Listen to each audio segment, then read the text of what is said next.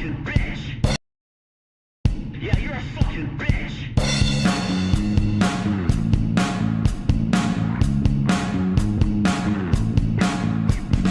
Man, every time I'm having myself a little fun, guess who comes walking in the room? Spewing horse shit that no one cares about. At least no one's saying anyway. Why don't you just shut up? Why don't you just shut up permanently? Why don't you just shut your fucking mouth forever? Abuse, coded, cheesy abuse, stank ass, skank abuse, and ugly, fat abuse, stinking, gross abuse, slimy, retarded abuse. You are abuse, lame ass, fat abuse.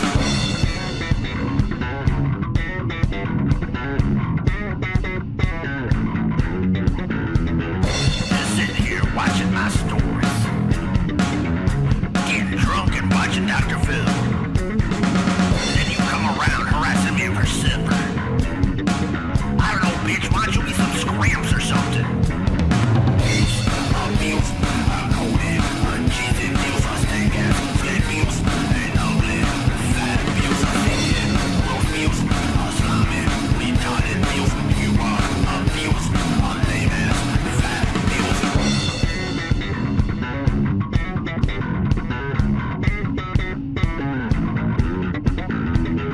Coming home from a long night of drinking, and you start yapping about stupid shit.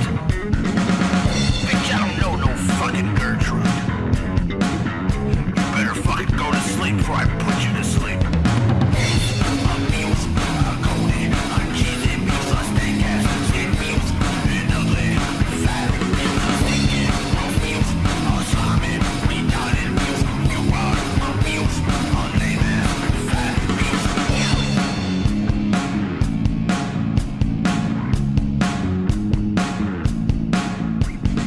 Bitch, sometimes I wish you'd just shut up.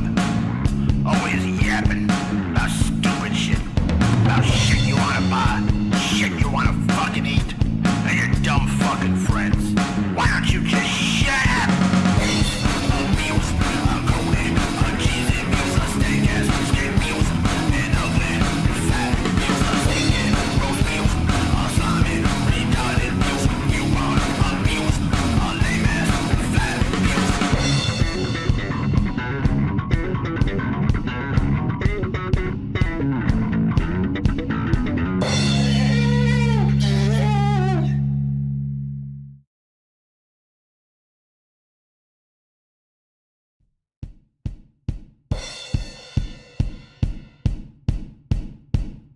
It's flavorful and it's pretty good.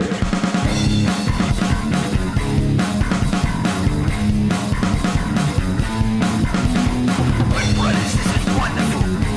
Smoky and flavorful. It's the perfect fucking food, this burger. It's amazing. I can eat this every day, my brothers. Every day because I'm a big fat fucking retard.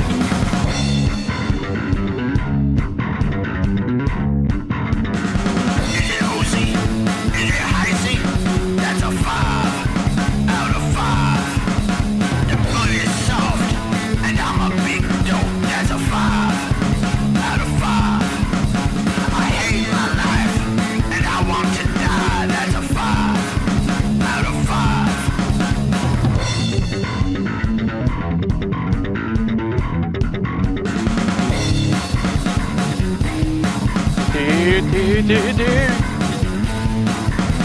This pizza is probably the greatest thing I ever shoved down my mouth.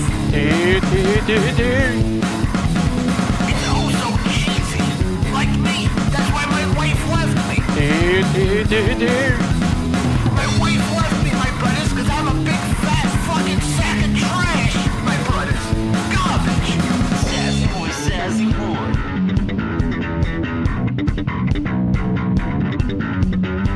Fuck some ass beating.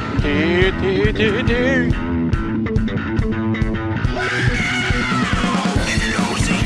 Is it icy? That's a 5 out of 5. The bun is soft, and I'm a fat dope. It's a 5.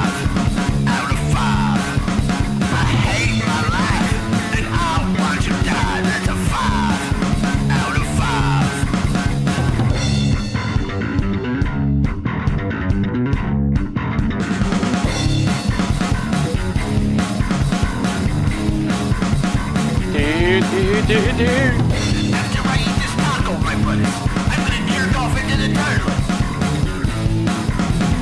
I love to jerk off in the toilet on a nice summer day. I have to give this toilet a 5 out of 5, my brothers. What the hell are you talking about?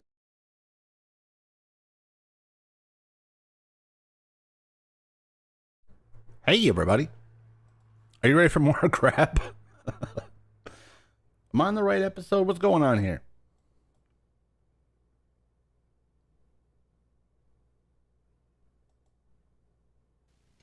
The following. All right, let's get ready for more horse shit. I, for one, love a good dose of horse shit. We're going to get all that and more, guys, with episode program 9. deals with controversial I love subjects. The garbage, theories too. expressed are not the only possible interpretation. I'm only here for the garbage. The viewer is invited to make a judgment Oh, based on all shut available up. information.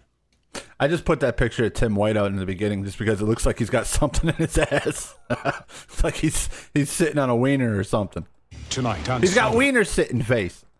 do deadly apparitions haunt Alcatraz prison? There are at least Spook 100 ghosts. ghosts here. Our What the hell? Why isn't it? The devil is doo-doo doing my bunghole. Help. The devil's doing your butthole? Hold on, guys. We're having problems. What's going on?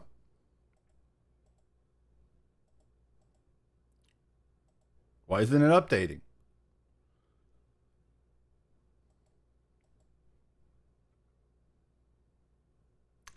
I am. Hold on. Oh, shit. Can you guys even hear me? This thing crashed. This thing has never crashed. Hey everyone, today I'm... That is strange. They knew it, guys. They knew.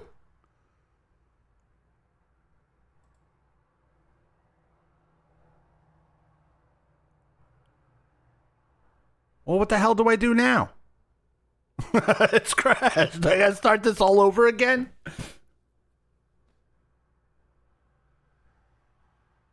Why are you doing this to me?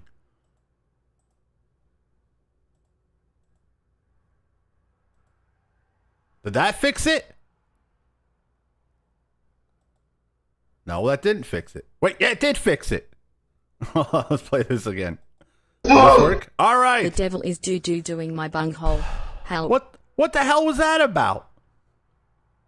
Yeah, everything seems to be working now. All right. Here. Well, anyway, would you trust anything this fucking guy had to say? Do deadly apparitions haunt Alcatraz prison? There are at least 100 that guy. Whatever you say, dude. ghosts here. Our investigative team, led by a paranormal expert, comes face to face with a frightening entity. Then, Never since had that happen before. 1991, thousands of Mexican citizens have witnessed He- UFOs and captured them on videotape. Oh, not What could this fucking guy. This Mexico City guy. it mean? Find He's out the tonight. worst. It's gonna be that fat guy. I know it. That fat Mexican alien dude.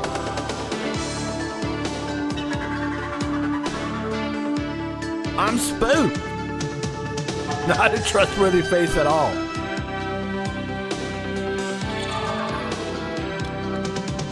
He is Skeleton.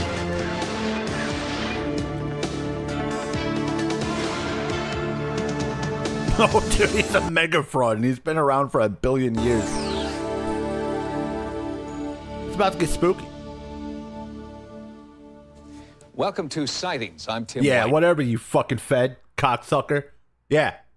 Didn't think we knew, but we figured you out, bitch. Tell him, Jordan.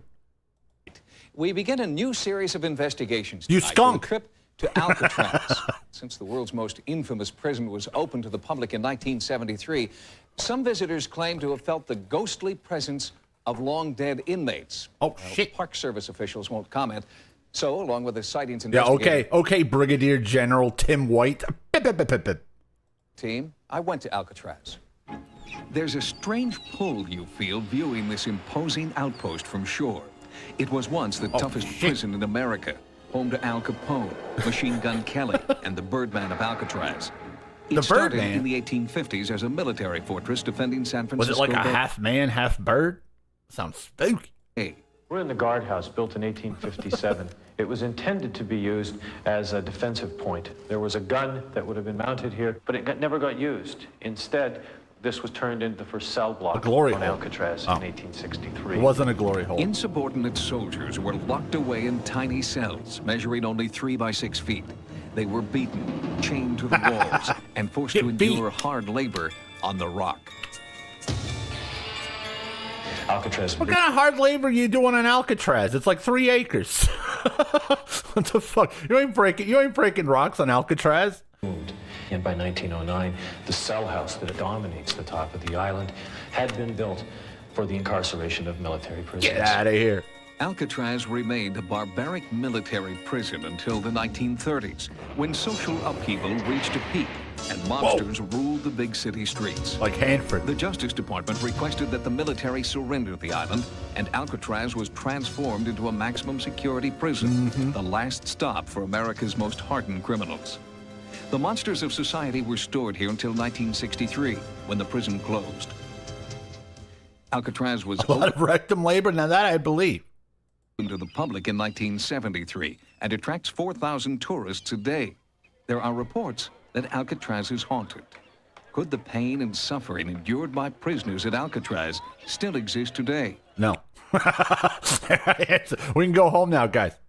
In the form of ghosts. When you walk in, it's really dark and it's very cold in there, and I got the chills, and And they I always grab my nether regions. had to leave. I didn't like it at all. Normally, I don't believe in ghosts, but in a place like that where there have been so many violent deaths and the kind of people that were there, you know, This guy believes. This guy definitely believes in ghosts. it's quite possible. I think it's a natural idea that when you come onto the island, you're going to be experiencing something a little Hey, that's special, RG Polo. a little extra. Sounds of a cell door closing, somebody appearing and then disappearing. Those type of things would really send chills up your spine. Ray Polo, a former Park Service ranger on the island, claims many ghostly encounters have occurred. But for the past 19 Okay, we're all gonna get a little spooked. It's only natural. The Park Service has refused to talk about reports that Alcatraz is haunted. Official policy about ghosts on Alcatraz is we would say that, in effect, well, maybe things had happened, maybe they didn't. It's Have just some something evidence. that it wasn't officially sanctioned. Let me live with you, my spectral brother. Are there ghosts on Alcatraz? We asked nationally renowned psychic investigator Peter James to spend a night on the rock. I walked with Peter as he tried to communicate with Do we what have to call it the Rock? he calls entities inside Alcatraz. As we walked through the cell blocks, Peter began to hear what he felt were the voices of tortured spirits. Oh shit! Alcatraz was a place that drove men mad. Military prison. You hear all those spooky voices, guys? Wait, let's hear. I want to listen. I want to hear the spooky voices. I think I missed some.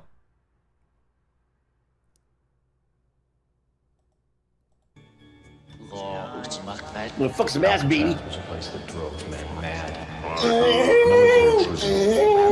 That is going in my ass. Fuck! Break out of the prison. Oh shit, I buzzed. I heard Like it. a psychic bloodhound, Peter was drawn to out-of-the-way places around the island. I know little or nothing about Alcatraz other than what I learned here during Fuck this stupid guy. This is another piece of shit who's been around for like 50 years. the past 2 days that I've been here. And my Dude, are you on a hover round? How are you moving like this? my feelings It's on a are hover round. strongly that there is an energy here unlike any other that I've ever experienced. Peter claimed to have little knowledge of the history of Alcatraz. He said he let the spirits guide him, and they I'm led scared. him here to an area known as the Citadel. This particular one, I feel there was a loss He's of on a life here. roof. And this man was a sergeant. And this is This guy could just make up whatever he wants. People are like, wow, that's really interesting. this is an American life that was lost in this particular cell. You mean an American died in Alcatraz? No way, dude. You're crazy. I feel badly. I feel beaten. I don't feel that I lost life from gunfire. I lost life because of neglect. Dude, you're feeling sad because you're wearing a fanny pack right now. I was neglected. I am responding to, there's a definite sense here that I'm hungry, I'm thirsty. There could not be any crime in the world worth the punishment that I feel this entity endured. Peter had correctly identified the dank dungeon where military prisoners were kept. The specific ghost images he felt were later substantiated by our funk fakery experts. To the extreme. I'm feeling an American here. I'm feeling an American service. Hey, retard! It's Alcatraz. You're not gonna have. What are you gonna feel a Russian guy in there? Why do you keep saying American? Right here. Men were kept chained down there, sometimes chained through iron rings to the floor, other times, as we understand, chained with iron rings in the ceiling. Something is like going through my stomach. It feels like something metal, and my legs are in chains as well. And I'm feeling that if I stay here much longer, that I'll die. They didn't chain people to the wall in Alcatraz, you retard. They had plenty of cells. They didn't have to chain people to the wall. Peter's feelings of death and torment followed us through the night. At daybreak, we replayed Peter's observations for our experts, like ex-guard Al Bloomquist. Oh, the spooky, the spooky prison ghost. I didn't want to, look, I mostly don't believe this shit, but I will say this sound from Alcatraz did make the hair stand up on the back of my neck, you know what I mean? Now, guys, listen, you could literally hear the spirits of the nether realm. Hear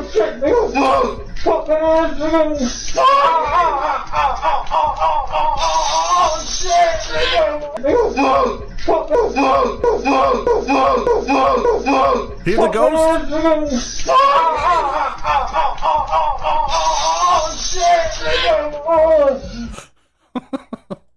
And after each of Peter's encounters, our experts confirmed the accuracy of his psychic visions.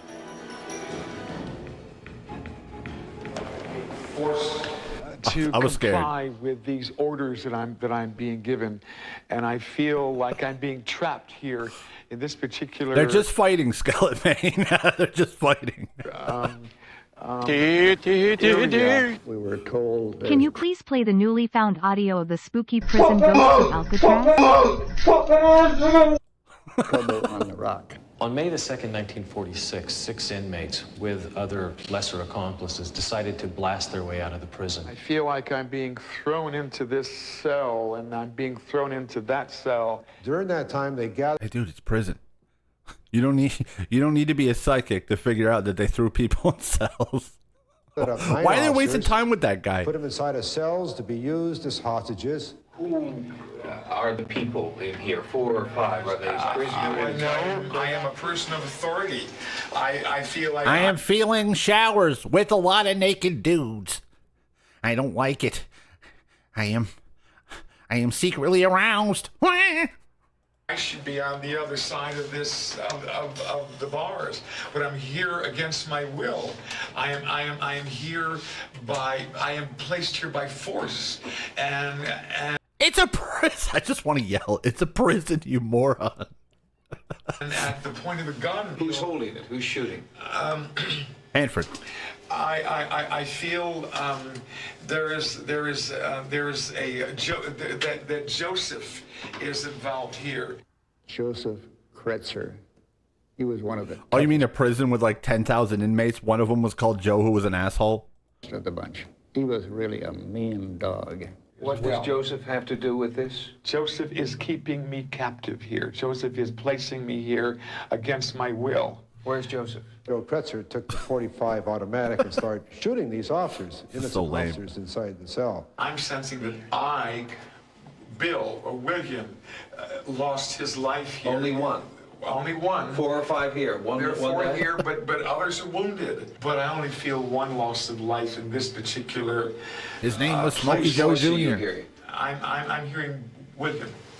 There's a Bill or William. William Miller later died in the hospital in San They Francisco. should have just all got on the boat and left that dude there. Oh, they ditched me again. Other officers were very seriously wounded. The name starts with a C. Cecil Corwin had his lower jaw torn away. It's a wonder they weren't all killed in the spot. Alarm sounded. Military reinforcements arrived. Language skeleton. The inmates fled to a utility corridor in C Block. 46 years later, Peter James led our cameras to the same, now dark, corridor. Peter, you've sensed a lot in there. Yes. Why don't you we have an infrared lens on the camera. Why don't you go in there with Finally, spooky ghost time. And see what you can do on I would like that. I would like that. Joseph? Yes. I'm coming through. Okay. Marty, Mark. Give me a better verification of a name. Marvin, is that Marvin? Marvin Hubbard died in the utility corridor of C Block. There's I am responding to a sensation here, and I feel like Yeah, all you had to do was fucking go to the library a week before going to Alcatraz. But I mean, really, he could just be picking names at random, right? Because you're gonna find somebody. Reginald. There's a Reginald, and he's evil. In consciousness, and what Joseph is telling me is that he's been shot. Joseph Dutch Kretzer died in the utility corridor of C Block. Oh, it's cold. It's freezing back here. There's a cold. I see a Mr. Cooper, and he's hanging. Here. Oh, yes. Hello? There is a third soul here Jamarcus with the letter B. Bernard Paul Coy died in the utility corridor of C Block. Listen, they're moaning. The pain is so intense. They're Guys, you needed to fake some stuff like the other ghost shows to make this work. Back here, they're moaning, almost asking for the guidance of their parents right now. What? There are at least 100 ghosts here. He's on a hover round that walk these corridors, looking for a way out, looking for that life force that they seem to have lost somewhere, tragically. I can't really say that I'm a believer myself, but like many people, I guess there are some things that just simply are unexplained. After my night on Alcatraz, it was hard to ignore the images and voices evoked by Peter James, but I didn't believe any of it. And I'm supposed to be selling this horse shit. I still have questions about what we experienced together. Joining me now from Los Angeles is psychic Peter James. Peter, no! will you join us? This guy sucks. I hate this guy.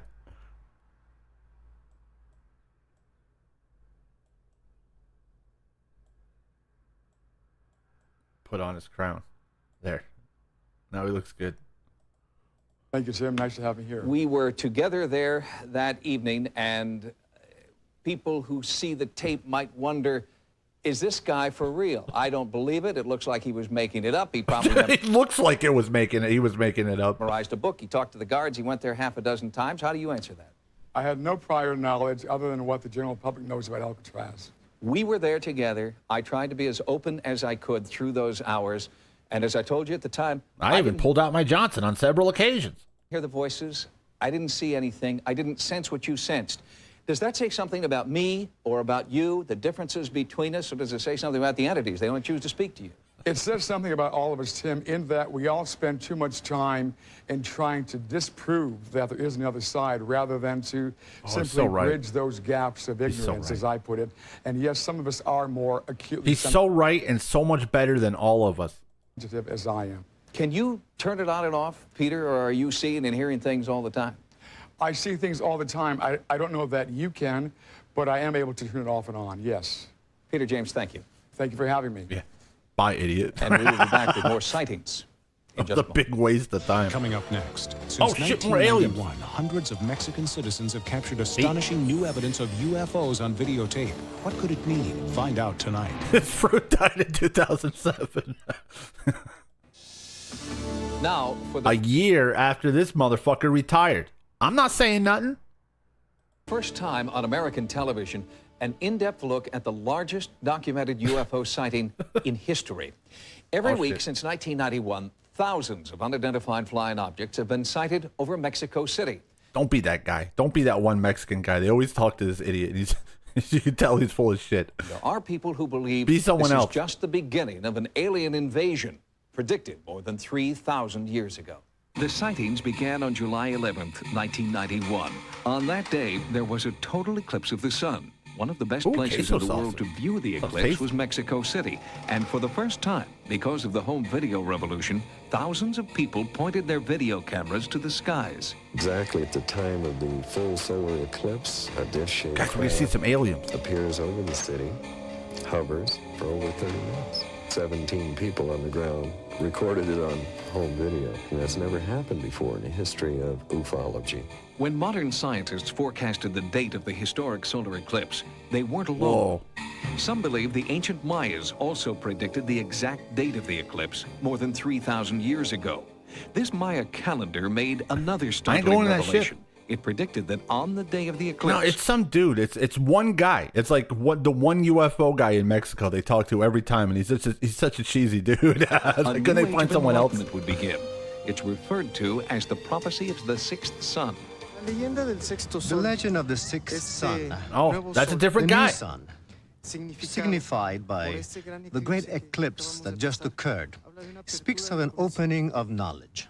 The sixth sun indicates precisely the moment of its arrival.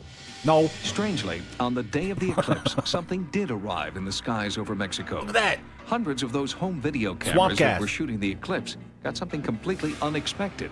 Weather UFOs, balloons. unidentified flying objects, all videotaped by hundreds of different people. So far, more than 110 home videos have been verified as containing footage of unexplained craft. But why do you think they're aliens, though? That's what always bothered me. Like, can't it just be some experimental shit? Why does it have to be aliens?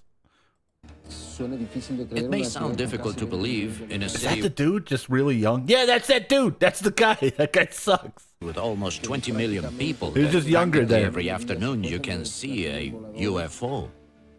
Jaime Mason is one of the most That guy's the respected worst. television journalists in Mexico City today, hosting a Mexican version of 60 Minutes. Mason calls himself a former skeptic. During the last year, Wasn't this the same asshole who brought those obviously fake like alien mummies to like the Mexican Congress or something? It's the same fucking dude. He's been doing this for years. thousands, And that just I would say happened. hundreds of thousands of people have witnessed UFOs. What I feel is important as an Just investigative heard. reporter is the fact that the evidence presented was never questioned. The credibility of the witnesses was attacked, not the proof that they presented. You don't like the hair? People from all walks of life videotaped wave after wave of UFOs Yes, it's a hovering guy- in the sky. this guy's been around for decades, man. Sightings has obtained the exclusive U.S. rights to these historic tapes. One of the first to come forward with his home video was respected dentist Dr. Marco Antonio Rosas. The people are definitely not nervous or afraid of the appearances of the UFOs. It's just experimental shit, man. The people actually like the idea and feel that these appearances can bring some benefit. Like, you know, just because he's a doctor, they don't have to like film him in a lab coat, you know, in like a doctor's office with the lights, the special lights on and shit. The Earth.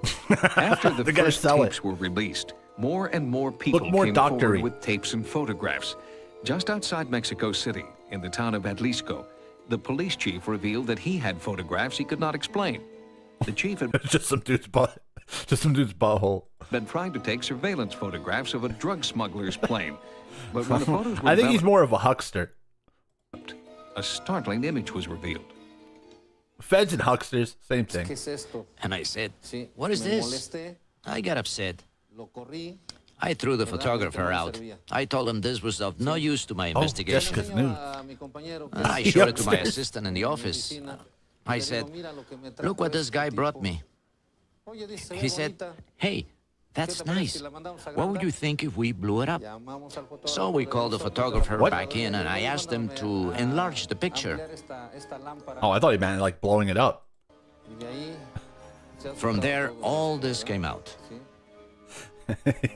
The truth is, I still don't know what's in that picture. It's like there's like two annoying dudes. It's like the one Mexican city guy who's always talking about aliens, and the one Egyptologist guy. You know that one douchebag who's been around forever? It's a mystery to me. It's always like those two idiots. Since the eclipse, the UFO sightings have continued week in and week out, and the acceptance of the phenomena by government officials has made even the most reticent eyewitnesses willing to come forward. Padre Ferrer, a priest at a local Catholic church, has seen and recorded these mysterious UFOs.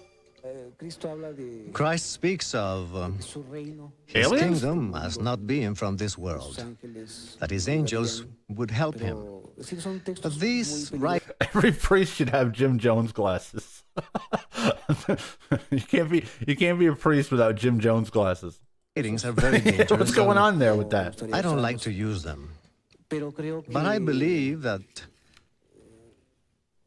there is a possibility. I believe there are a lot of possibilities.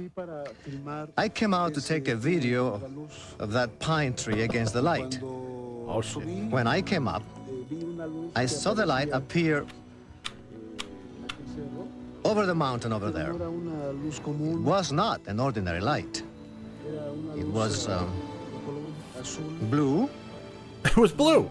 And very intense. I've never been afraid of something like this. On the contrary, what I've been able to observe has been wonderful. Zodiac. Once a philosopher said, if God is outside of the truth, I'll stay with the truth. So I feel there is no contradiction.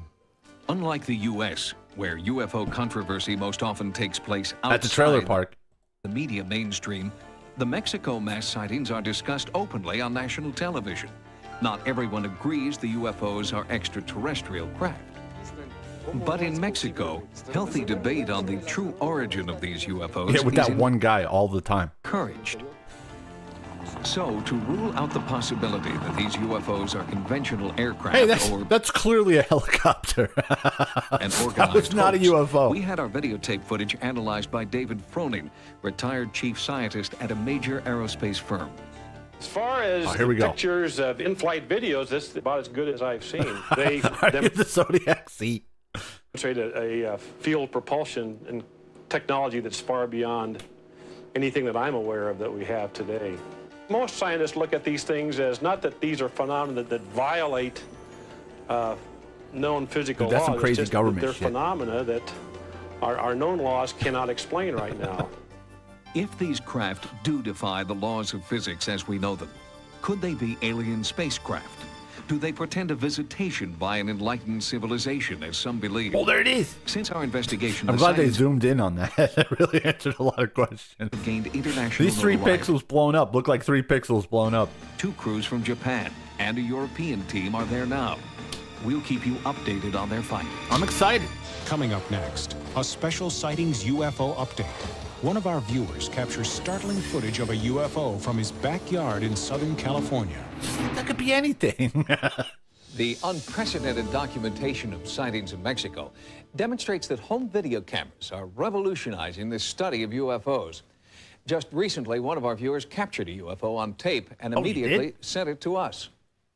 But when we first seen it, it was towards that area over here to the west, and it was moving real slowly, hovering and stopping, hovering, stopping. When it got to about this area here, it just zoomed that way real fast, and then it stopped. Oh, and just started blinking on and off. That's you. The Pretty Rosas cool family dude. was enjoying And you got a an nice pool too, by the way. evening swim at their home in Look at that. Fontana, California, when this That's Punk Rock UFO Jr. living it up. appeared to hover over them for about 4 minutes. Look, it's moving fast now, isn't it? That's 4 spots, Grandpa. Look at. Santos Rosas describes the object as a glowing orange, square-shaped craft. There's no way it could have been a helicopter or an airplane. So you could say whatever you wanted back then with those shitty cameras. Have no strobe lights on Everyone it, is invited to the and pool party. it didn't make no noise. To I'll me, need, it was a I'll need to UFO. bring my floaties. There was no jet. It wasn't a helicopter. I know that. Well, we were stunned because we'd never seen anything like this before. And all my grandsons and my daughter and my wife, they couldn't believe it. I couldn't believe it. I still don't believe it. Is this light a UFO? The Fontana Police Department couldn't explain it, and a call to military bases operating Clearly in the UFO. area would not identify this sighting as a military craft.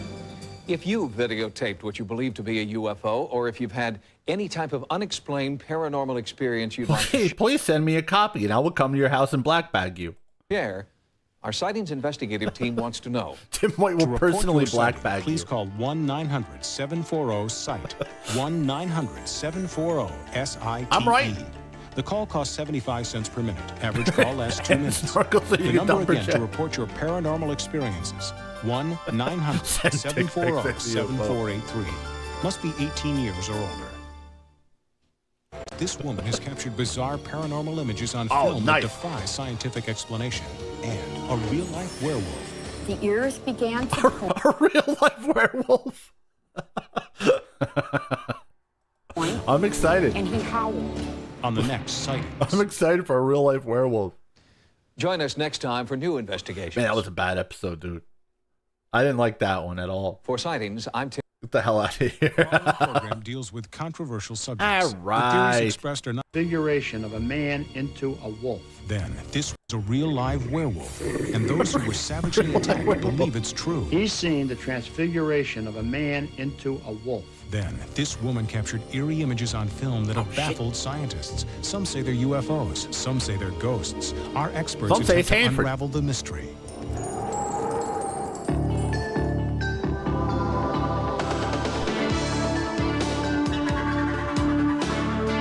They say they got a picture of a werewolf, but it's just that dude in a dress who reviews horror movies while smoking cigars. It's just that dude.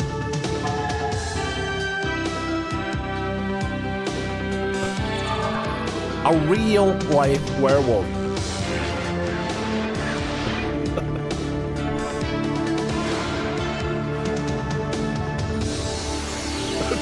A werewolf.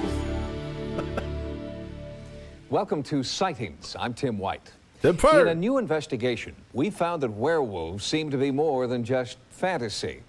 They could be victims of what's known as lycanthropy. Without warning, victims say that they're Man, you gotta admit, this motherfucker's the best. He can just read this shit with a straight face. Doesn't even care. Yeah, werewolves. turned into raging This guy worked at the Pentagon. animals. The cause? Until Some 2006. believe it's a mental illness. Others, that it's the result of demonic possession. Rational men who turn into irrational, salivating beasts may be Hollywood's version of a classic werewolf. Guys, you hear what he's saying? Hold on. Some say that they're turned into Men who turn into irrational, salivating beasts. Maybe he's just hangry. Thanks. May be Hollywood's version of a classic werewolf. But They real probably kill werewolves children. are Yeah, no created shit. by makeup artists. To outsiders, this small English town of Southend-on-Sea seems quiet, That's you after the Friday streams. picturesque, even quaint. But there are secrets here, an evil that lies just beneath the surface. You can't see what invisible danger lurks here until werewolf. Bill Ramsey tells you his story. The story began when I was 9 years old. It was a very warm summer's evening. Suddenly the air went very cold. There was a terrible stench in the air, and I just flew into the most horrendous rage. It was Hanford. My mother and father came out to see what the hell was going on, and the fence post was 2 or 3 inches square. It was set into concrete in the ground. I pulled it out and smashed it on the floor till it broke. I believe well, I it. don't think I could do that now. My mother and father just Gary sounds. Wait, we gotta do it now. Guys, I hear the werewolf. There he is. The squirreliest werewolf. There he comes.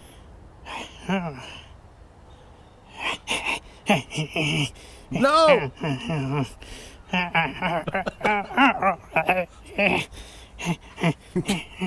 Gary! Gary, no misbehave!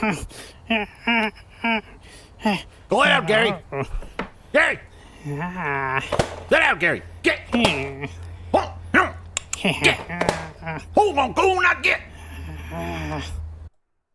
He's like make out why their little 9-year-old boy suddenly started to act virtually like an animal in the garden. Bill Ramsey thought it was an isolated childhood event. He grew up, married, had children. But then the violent episode from his childhood came back to haunt the adult. Oh, shit. Strange animal behavior would overtake him. Violence he couldn't control or explain. At first, he could keep it secret. That's not called being a werewolf. That's just called being an asswipe. But then one day, Bill Ramsey bit someone in public, and the animal inside him wasn't a secret anymore. Soon after, Ramsey attacked a nurse at South End Hospital. I just had the feeling that ultimately I would kill somebody. He's a werewolf. Without reason or warning, Bill Ramsey attempted the murder of a police officer. He was locked up, and his life became a tangle of police, psychiatrists, No, and... officer, you don't understand. I'm a werewolf. Ow, stop hitting me. reporters. I envisaged being in prison for the rest of my life or in a secure mental hospital the rest of my life. For something I knew I would never be. No, officer, you don't understand. I'm a werewolf.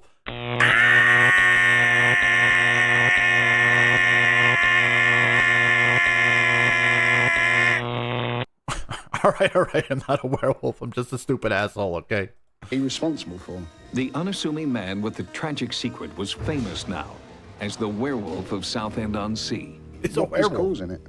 I was literally felt like just committing suicide. Word of Ramsey's bizarre behavior spread as far as rural Connecticut, where authors Lorraine and Ed Warren were intrigued.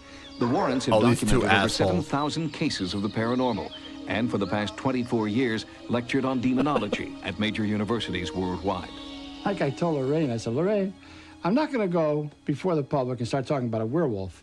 I said, it's going to be interesting to go there, see what we Weren't can the Warrens like giant, like con men, or him and his cheesy wife, con artist? Man, but that's about it. He felt that was just stretching our credibility just a little too far to believe in werewolves. But I believe. Really.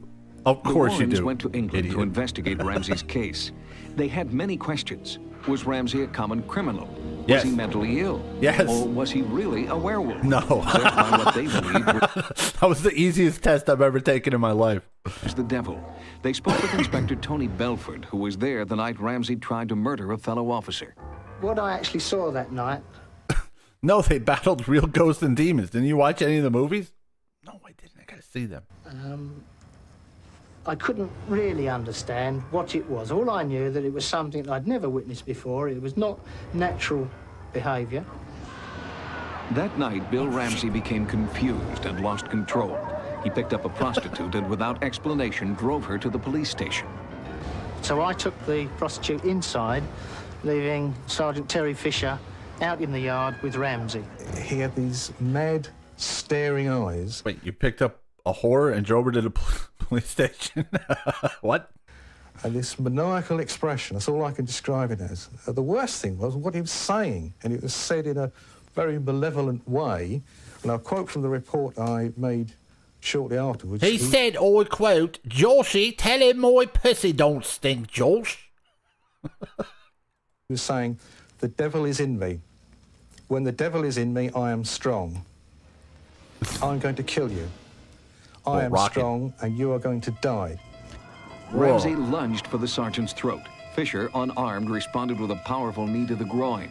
He sort of went, "Ooh," and crouched down, and he shrugged it off again and became stronger. And when I came out into the yard, I saw Terry Fisher on the floor, just over in this location, with Bill Ramsey sitting on top of him with his hands around his throat. Then there were bobbies that came to their sergeant's aid, and All right, he's just a crazy guy. Where are we making the leap to werewolf? threw them off, in their words, like they were matchsticks. A little voice back here said, "Terence, you've come unstuck this time." And when you see the size of this ex-police officer, you'll say to yourself, what scared him so much? Why this one experience? Because he's seen something. Because the guy rubbed his hands in his own feces and was chasing the cop around the yard with him. I'm out of here. That very few people ever see. He's seen the transfiguration of a man into a wolf. It took 5 officers to subdue Bill Ramsey, who was not under the influence of any drugs. When I say he snarled and he growled, it was the impression of his lips turning up and showing his teeth. And I can recollect actually saying at the time in the reports that I filed that he took on the appearance of a mad dog. Like a caged animal, Ramsey tried to escape. His head, right arm, up to his shoulder was outside this hole. It's difficult to actually visualize a head and an arm out there, but I can assure you... All right, I'm sold. It's a werewolf. I take it back. 5 or 6 firemen saw it, the doctor saw it, and I would suggest up to 7 or 8 policemen saw it. None of which could believe what was happening. It's the hardest rendition, guys. Suggest up to 7 or 8 policemen saw it. None of Oh, no, not Royce again. No! Finally, Ramsey was heavily sedated, soaked with liquid soap, and squeezed back through the hole. Badly They had shaken, to grease up his dome and punch it in the hole. Officer Fisher took early retirement. Inspector Belford was left to account for Ramsey's bizarre behavior. I submit this report for your information and to have recorded the fact that it is in my opinion that this man will, if not controlled, end up causing fatal or serious injury to some person. Criminal charges were not filed. Instead, Bill Ramsey was committed to a mental hospital. Yeah, because he was crazy. Everybody thought I had a mental problem. It just didn't seem right. No, he doesn't have a mental problem. He's really a werewolf. I had no other answer. I couldn't say, well, it's not a mental problem. So, well, you do this normally then, do you? Is this normal behaviour? Of course it was a mental problem. Where else could they send me? There was nowhere else. After psychiatric tests failed to pinpoint the source of Ramsey's behavior, he was released. There's a werewolf. What is left? The paranormal, the unknown. And that's where we come in. Warren's told me that it wasn't a mental illness. I had no mental illness. Yeah, but that guy's just a lying piece of shit who wants to sell books, dude. That guy will tell you whatever you want to hear as long as you keep saying you're a werewolf. I was possessed, demonically possessed with a wolf spirit. Oh, God. Oh, I've heard it all. And he kind of closed the evening with, would you come to the USA? And no! You stay where you are, you motherfucker.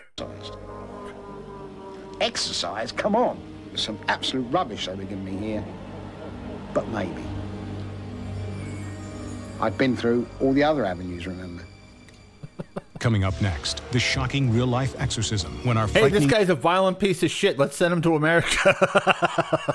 werewolf story continues. Oh, The shit. lips rolled up, the teeth protruded, and he tried to bite. And he had a bright red wiener, which I serviced immediately. Bill Ramsey was skeptical about the assertion that his werewolf behavior was caused by demonic possession. But ultimately, in desperation, he made the decision to go to America for an exorcism. A British newspaper paid Bill Ramsey $20,000 for the rights to his story. His private ordeal was now $20,000. a public spectacle to be played out in rural Connecticut. It was here that the Warrens introduced him to Bishop Richard McKenna, a priest. Oh, he who totally has no incentive to lie about this horse shit. performed the Hey, dangerous just keep saying you're a werewolf, dude. Here's $20,000. ritual of exorcism many times before. He needed to be exercised, no question about that. I would think that being possessed by the devil is the worst evil that could befall. What kind of weirdo anyone. shit is this? I didn't know what to expect. And when you enter in a realm of the unknown, you're obviously very, very scared. Since Ramsey had shown superhuman strength, 6 bodyguards with stun guns protected the bishop. Rare still photos are the only visual record of the exorcism. Lord permitted, the devil could easily This is so silly. kill the exorcist. This is like one of those weirdo, like in the middle of nowhere snake handling churches, you know? Some weirdo shit.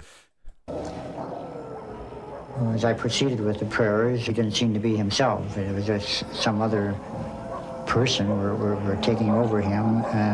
He himself seemed to almost go into a kind of a daze.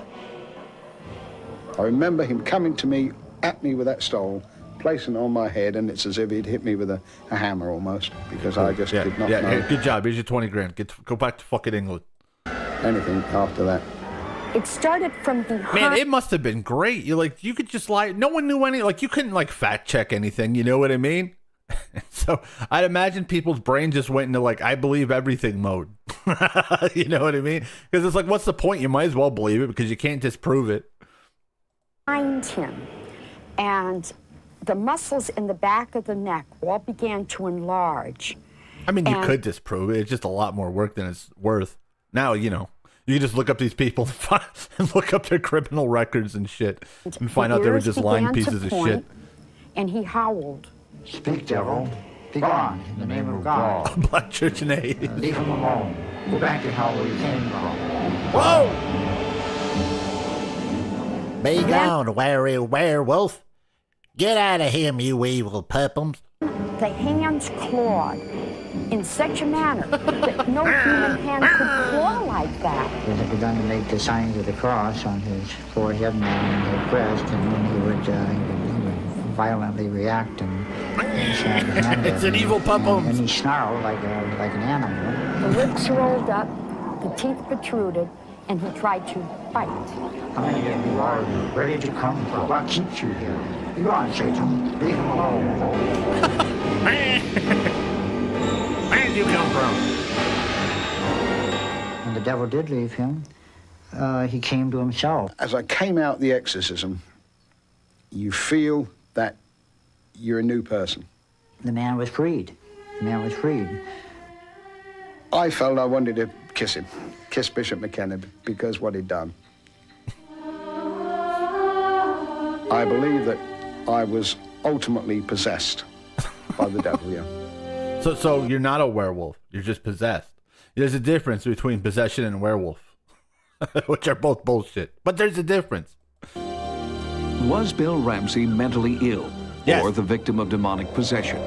No one knows I'd for be sure. possession over werewolf. But one thing is clear.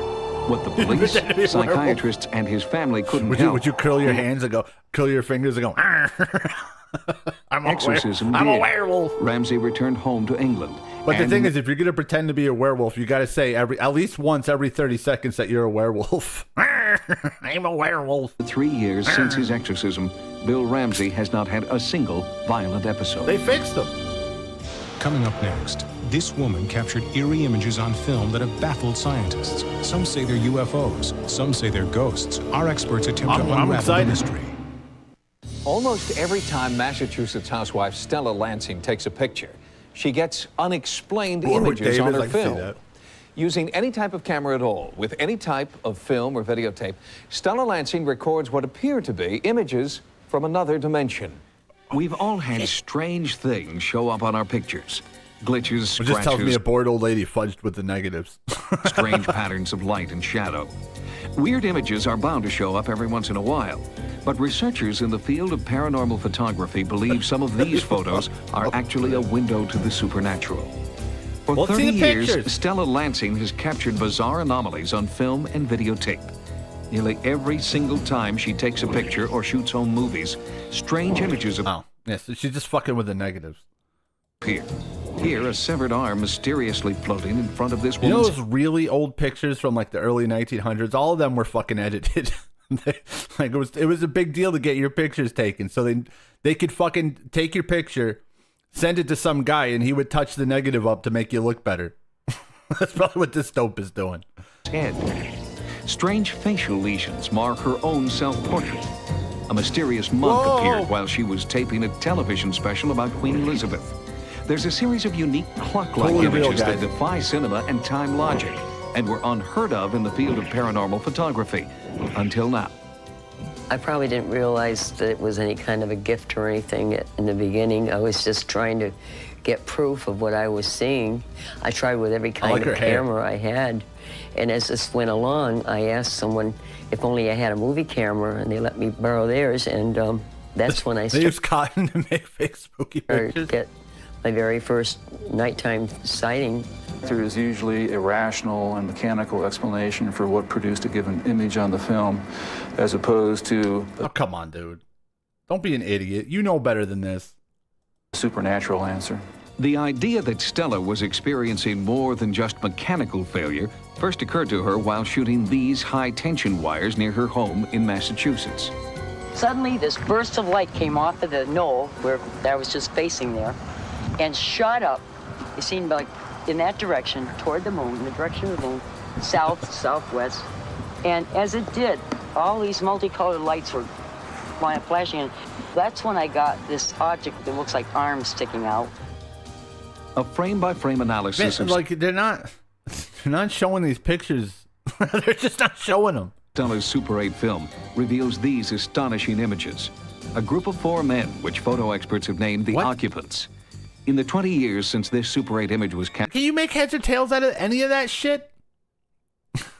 I know I got it shrunk on a smaller screen, but I'm looking at a big screen, and I can't make heads or tails out of that shit. Captured.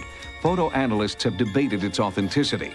I took the footage of the occupants to the Brooks Institute, the prestigious photography study center in Santa Barbara, California. What could affect a photographic negative like that? A stray light entering from a small hole near the camera lens, possibly some kind of after effect when the film was taken out of the camera, some kind of a very fine, hard, and short light strike that produced those patterns. 8mm motion pictures is so small, frame by frame, that it's virtually impossible to fake them without a sophisticated laboratory and animators. You'd have to run a Walt Disney People studio. been fucking with video for years. since like what the 1915 they were fucking with all that shit. A person like Stella show us Lansing the couldn't negatives, do it. exactly. Even more mysterious than Stella's Super 8 image of the occupants is what happens when the film is transferred to videotape. Then, unidentified voices suddenly appear.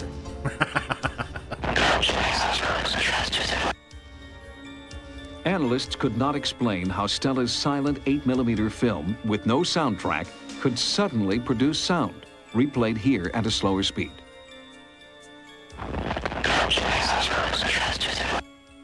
What in the world? With no technical knowledge of photography herself, Stella searched for someone who could explain the images in her photos. Dr. Bertold Schwartz, a noted psychiatrist and author, took It's tamper-proof. It's case tamper-proof. and has been studying Stella Lansing for 21 years. When I first met Stella, I became more and more curious because here is a human being that gets these things, the kind of things you read about in the paper, but is seldom documented as one would prefer. In fact, it was Stella's meticulous records that set her apart. For 30 years, she had kept detailed logs of all her photos and films. As one went over the notes that she had laboriously collected through the years, she'd write How come on she the never told anybody? How come she's just showing up on sightings? film boxes, she'd write on scraps of paper, she'd collect clippings, and you put it all together, the story seems to hang together. And we have to ask the question, how do we explain it? Questions and questions and questions, but then it becomes fascinating, a real mystery of the first order. Some of Stella's most bizarre images are referred to as the clock series, images captured on film that surround such things as air. She's making little, it's like, you know, when you make like the guy walking around on like the corner of your notebook? That's what she's doing on a negative. She's scraping the negatives. Planes and church steeples, appearing at night and during the day. Dude. Strangely, when the single lights of the clock formations are enlarged, You could tell they she's reveal just scribbling on the fucking negatives. spacecraft-like images. And even more astonishing, these so-called spacecraft extend beyond the edge of the film frame. It overlaps the frames. Indeed, the time-space flip barrier is animation. smashed in some way by this housewife. Let's say he's telling the truth and it's too small to tamper with. Well, you could blow frame by frame up against a wall, right? And then do your little markings there and retake the picture. Retake a picture of every frame and then put it in the like. It's so it's stupid. Ran the It's fucking clockwork retarded. patterns on Stella's photographs. What do you make of them? I can find some rationale in calling them a mechanical problem in the camera. Some of the consistencies from That could be it, but why? That's not a mechanical problem. Get out of frame here. indicate that the exposure was produced not in the camera, but somewhere as a light leak entering the camera, or some other pattern. The pattern appears to be very similar, but not always the same. But Stella Lansing still got the clock-like formations when she used 6 different cameras, 2 different types of film, inside, outside, in daylight, and at night, in 5 different states. Yeah, she even succeeded when All right, do it with a digital camera. Do it with a digital camera, you piece of shit. Camera was switched for another at the last moment. Oh, is this could digital? Stella Lansing be somehow affecting her film subconsciously? To find out, Dr. Schwartz has subjected Stella to psychiatric evaluations and brainwave analyses.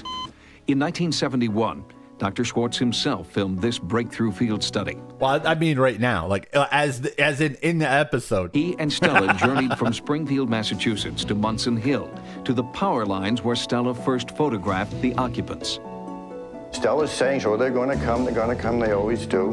And by golly, we see these 2 orange or reddish-orange globes. First there's 1, then there's 2. Yes, because you're standing in the middle of the street, you dumb fuck. They seem to hop around. Almost got ran over by a UFO. I hope I'm capturing this. I don't know. What does this mean? This causes me to believe that either there's some type of mind projection, either she's somehow projecting these images onto the film from her imagination, from her own mind.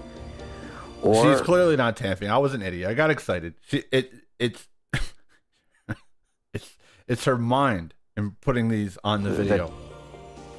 Another theory, which is certainly not provable, not by me anyway, is could things exist in another dimension, in a borderline way where they flicker in and out of our dimension? X. 21 years later, we accompanied Stella to Munson Hill, the site of her original photo expedition. We wanted to see if Stella would get the same paranormal images under our own controlled conditions.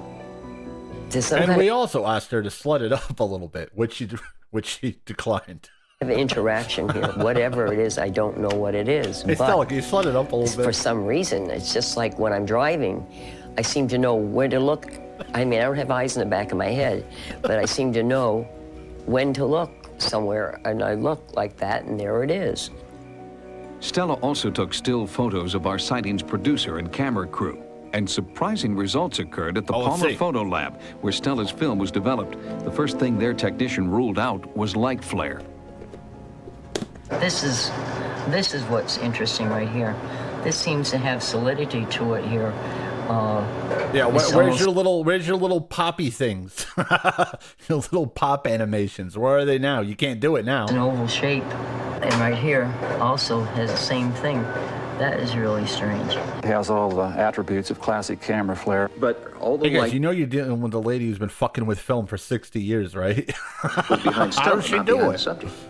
There appears to be some sort of a light source just breaking over her shoulder. But it would be visible to the naked eye. It would be like a flashbulb or something. It could have been a very transitory event, very short. She hasn't drank all day. Where needs a drink. The human eye and brain in combination just didn't recognize it, but the film did for whatever reason. I believe in what I'm doing. Or she was smoking and taking pictures. And I know there's something out there.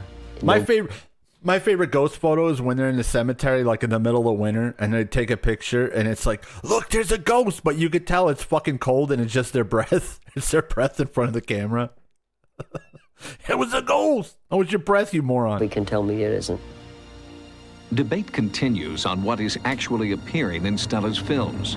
We'll keep you updated on the results. I don't even know what that is. They keep showing that. With the study of paranormal phenomena in its infancy, we may never know for sure what's really appearing in Stella Lansing's films. Are the images ghosts, UFOs, or some unexplained byproduct of Stella's own mind? Coming up. Well, you shouldn't have left her alone, shook you monster. All right, what's Exclusive coming up? sightings update when we revisit a Texas family threatened by a sinister apparition. Oh no, it's Sightings these with- fucking assholes, these lying bitches. Brought you the story of the Lamonis family of Dallas, Texas, who said they were being terrorized by a ghostly entity. What? To rid their house of the ghostly presence, the Lamonises participated in a seance. Our team of psychics appeared to make contact, but since then, the entity has returned. Oh no! Have decided to move. Oh, this Things ain't are the still same family. happening here in the house. She knows that I don't want her terrified, and I don't want the children scared to death. And it's best that they move. The Lamonises can't live with the fear any longer. Who the fuck are these They've assholes? moved out. But no one knows what awaits the next family that lives in this Dallas house. Oh no, it was them, but it's a different family in the same house. To report your sighting, call 1-900-740-SIGHT. Each call, 75 cents a minute. Average call lasts 2 minutes, and you must be 18 I saw a hand for these 6 Hot Pockets. years or older. It was paranormal. Again, the Sightings Hotline, 1-900-740-7483. On the next Sightings, have our shuttle astronauts captured photographic proof of real Star Wars between extraterrestrials and our military? And our hunt for modern-day vampires uncovers evidence of sinister motives. On the next Sightings. Modern-day vampires. This show's The following program deals with controversial subjects. That was them? The theories expressed are not the only possible interpretation. The viewer is invited to make a judgment based on all available information. Tonight on Sightings. Man, it'd be great to be you know, like old enough back then just to scam people. Hey, dude, I'm hunting for vampires, okay? Come listen to my talk and buy my books. Our shuttle astronauts captured photographic proof of real Star Wars between extraterrestrials Please and take me away from my boring housewife existence, our military. Mr. Vampire Hunter Man. For almost 2 centuries, this small Texas town has witnessed bizarre glowing balls of light. Are they natural phenomenon or alien spacecraft? Hey, I'm filming my boat. The mystery of the Marfa Lights. Marf.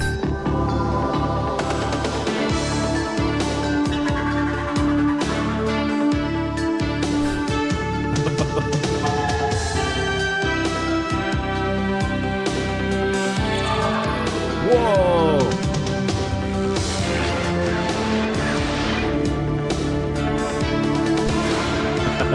They were definitely into this crap.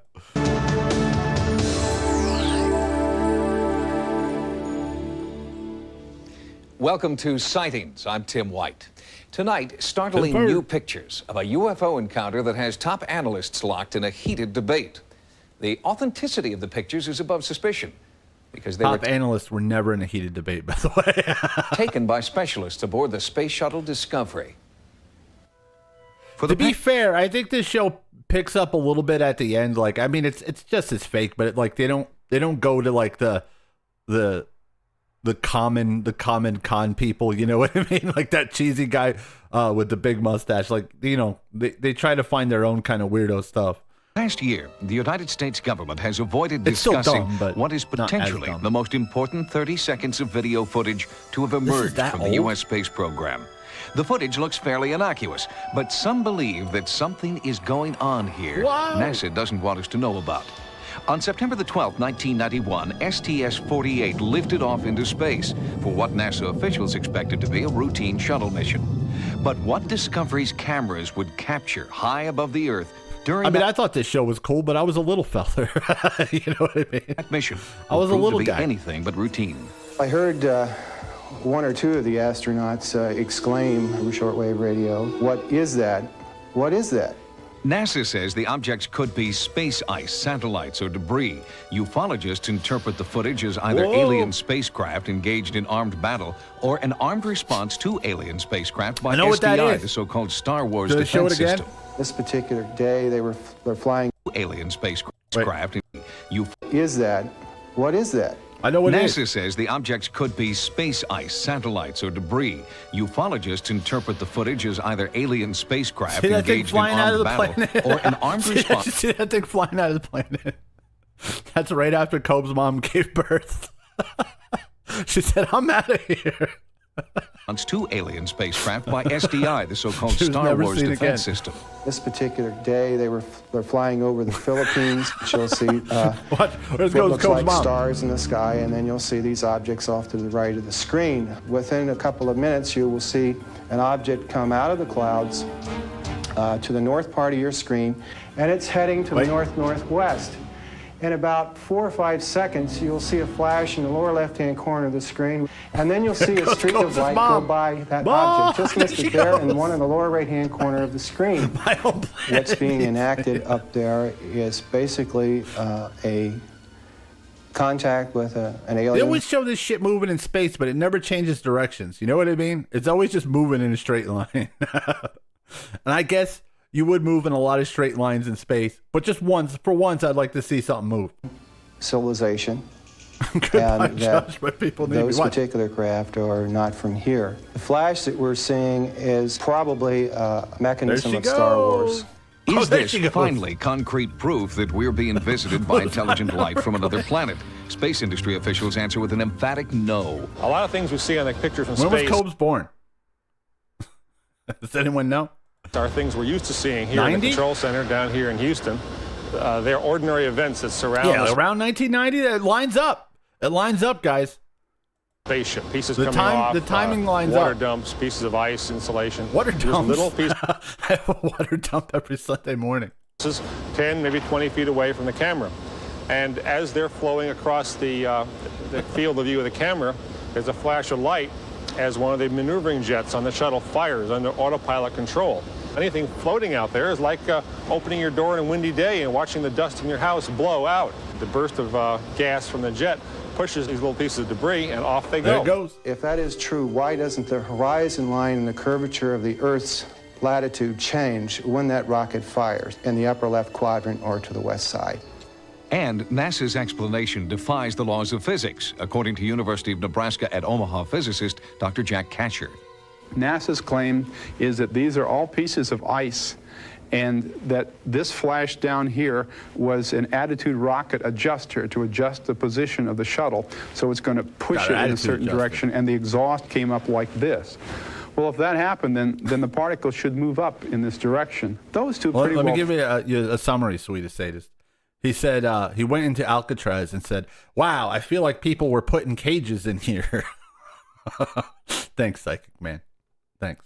Fit that scenario, but I have a real problem with the rest of them because, first of all, this one just starts here and continues on down this way, just straight the whole time. Now, that's the wrong direction for an exhaust in this direction, too. So I really have a lot of trouble seeing how you could make an explanation like that work.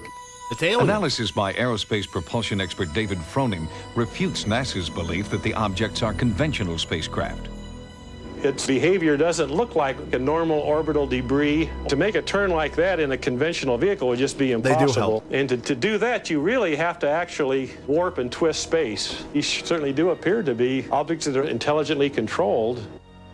NASA has issued several statements insisting the UFOs are chunks of space ice, but they refuse to comment on two additional sightings that occurred later in the mission. Here, one object is intercepted by a rocket-like projectile. The object continues as more projectiles pass. Later, on the dark side of the Earth, another object comes into view. Soon, a second, faster-moving object nearly collides with the first, then continues. I don't know. I think Cobes is going to get robbed. Something's going to happen. Cobes in a trailer park is just a disaster waiting to happen. Out of frame. Whoa! What if, then, they were extraterrestrial craft? Well, then, there are some very scary things happening here. Was it some kind of a missile that we were firing at them with?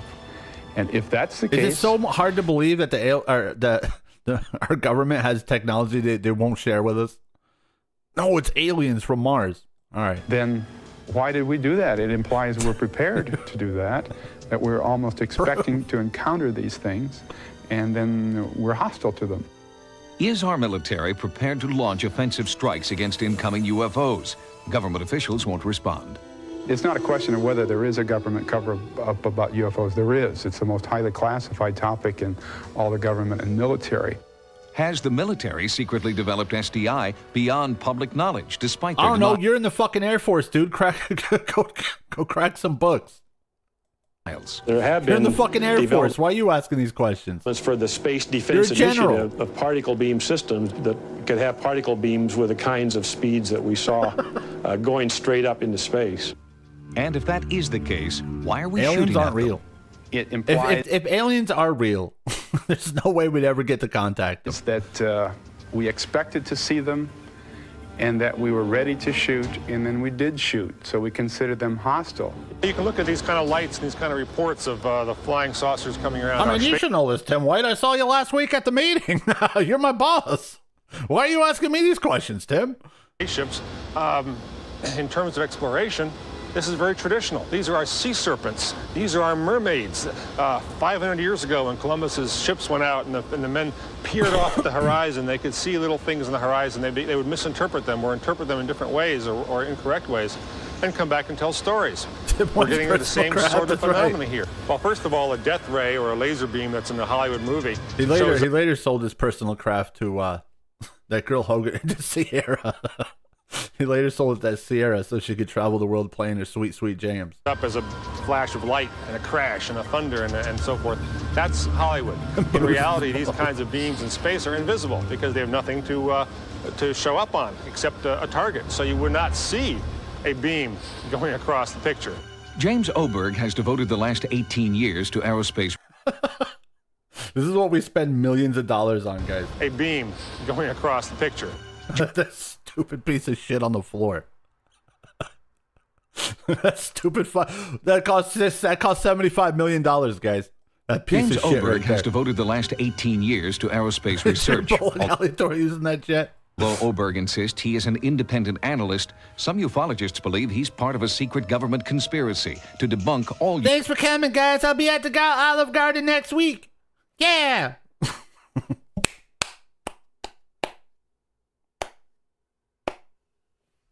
UFOs. It's a bit too trite and a bit insulting to the intelligence of the average American to say, it's something to do with space folklore or space debris. Let's not forget that these people are not some kind of UFO organization speaking for 10,000 scientists out there. These are a couple of very far out people who are not even accepted in the UFO movement. Is this merely ice from the space shuttle? Secret weapons testing the military won't disclose? Or is this finally proof that we're not alone in the universe? How the fuck should I know? Why are you asking me these questions? You're not supposed to be giving me questions. You're supposed to be giving me answers, Timford. How do I know that's not space ice? Asshole. It's only a matter of time, but I would wager by 1995 this will be common knowledge. I think it's probably space ice. The fact that extraterrestrials are here will be accepted by everybody. For a further perspective on the space shuttle footage, we've asked University of Nebraska at Omaha physicist Dr. Jack Kasher to join us. Dr. Kasher, thanks for coming in. Appreciate your time. What evidence can you cite, sir, that those lights that we saw on the tape aren't conventional satellites? Well, I think the strongest evidence for me is I sat down and I put a transparency in front of the television set and I tracked 8 of those objects both before and after the flash. And the main one did cut up sharply to the right. You know that's not really in space, right? That's just in a pool somewhere. It's just in a pool with blacked out sides. So sometimes you get floaters going by. Apparently in response, if you would believe the ice theory of an attitude adjuster rocket down here that would push it up with its exhaust. 2 of the 8 objects did that. 4 just continued, didn't react.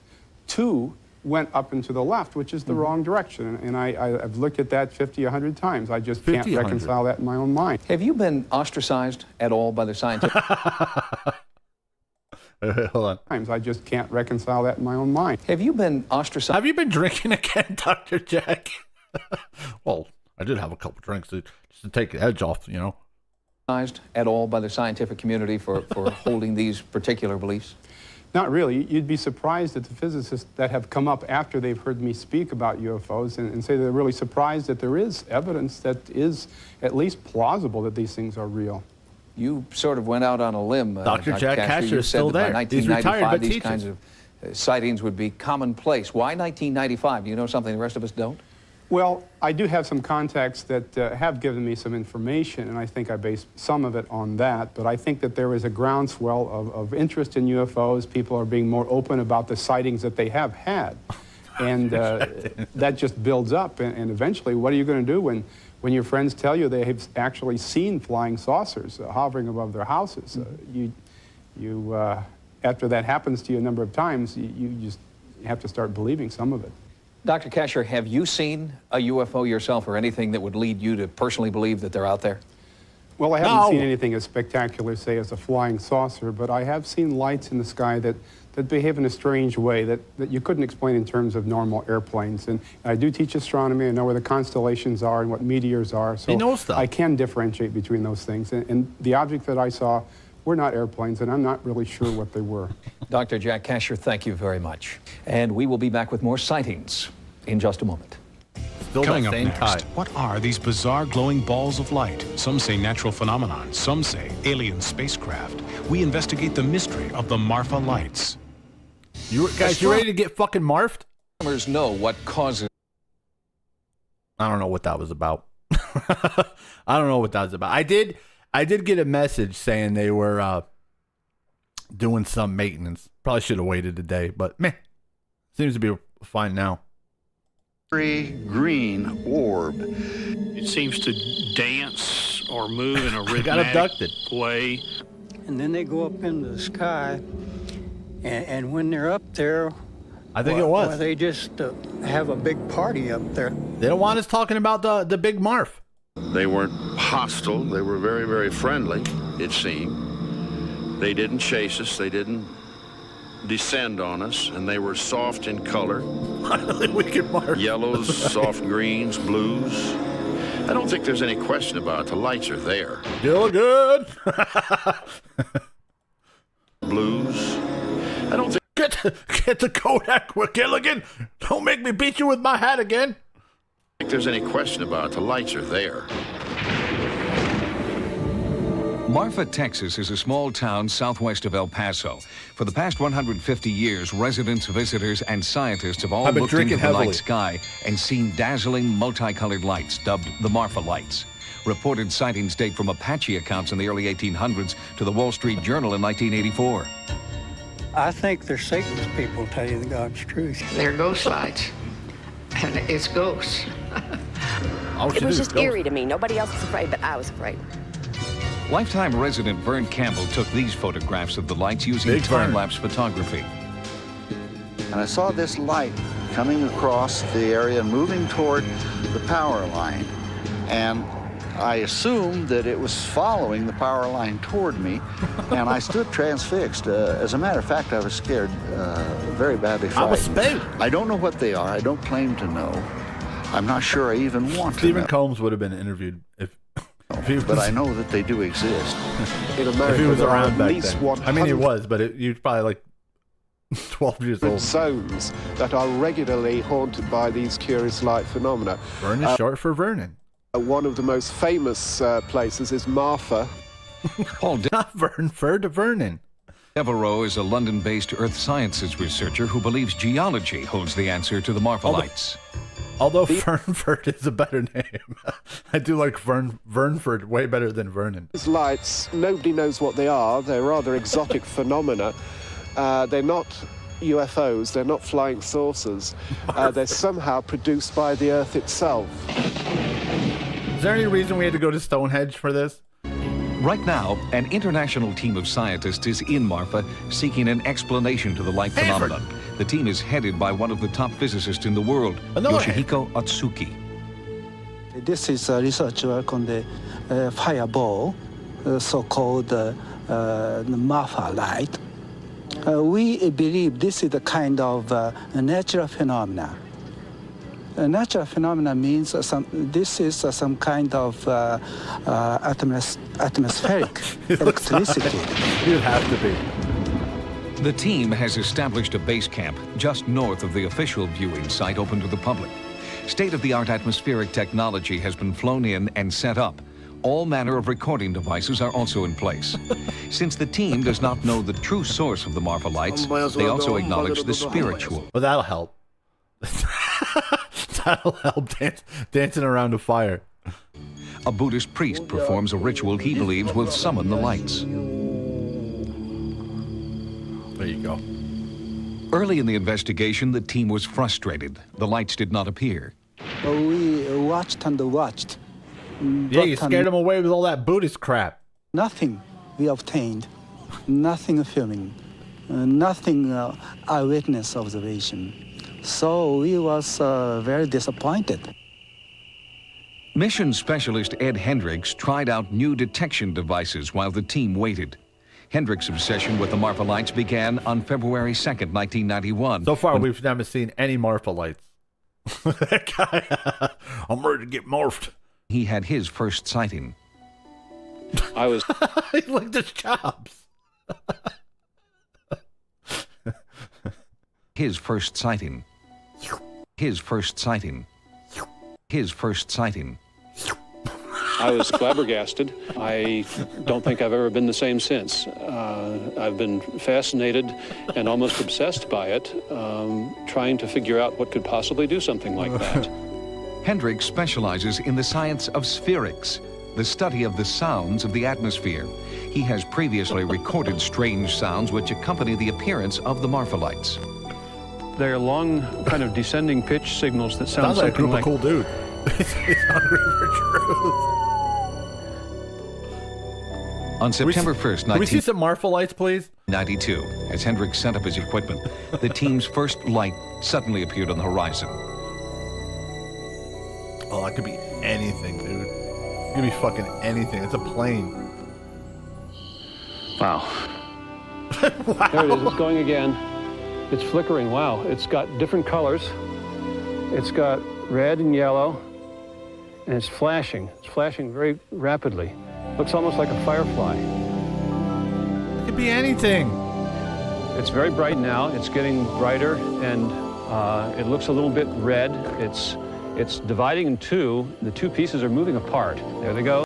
I have a feeling they're looking at some distant highway or something. And they're getting real close, and they've crossed again, and they're just continuing. I know that's happened before. They're like, oh, there's these lights in these mountains all the way up, you know, and it turns out they were just looking at some far off highway where you could see the headlights at night.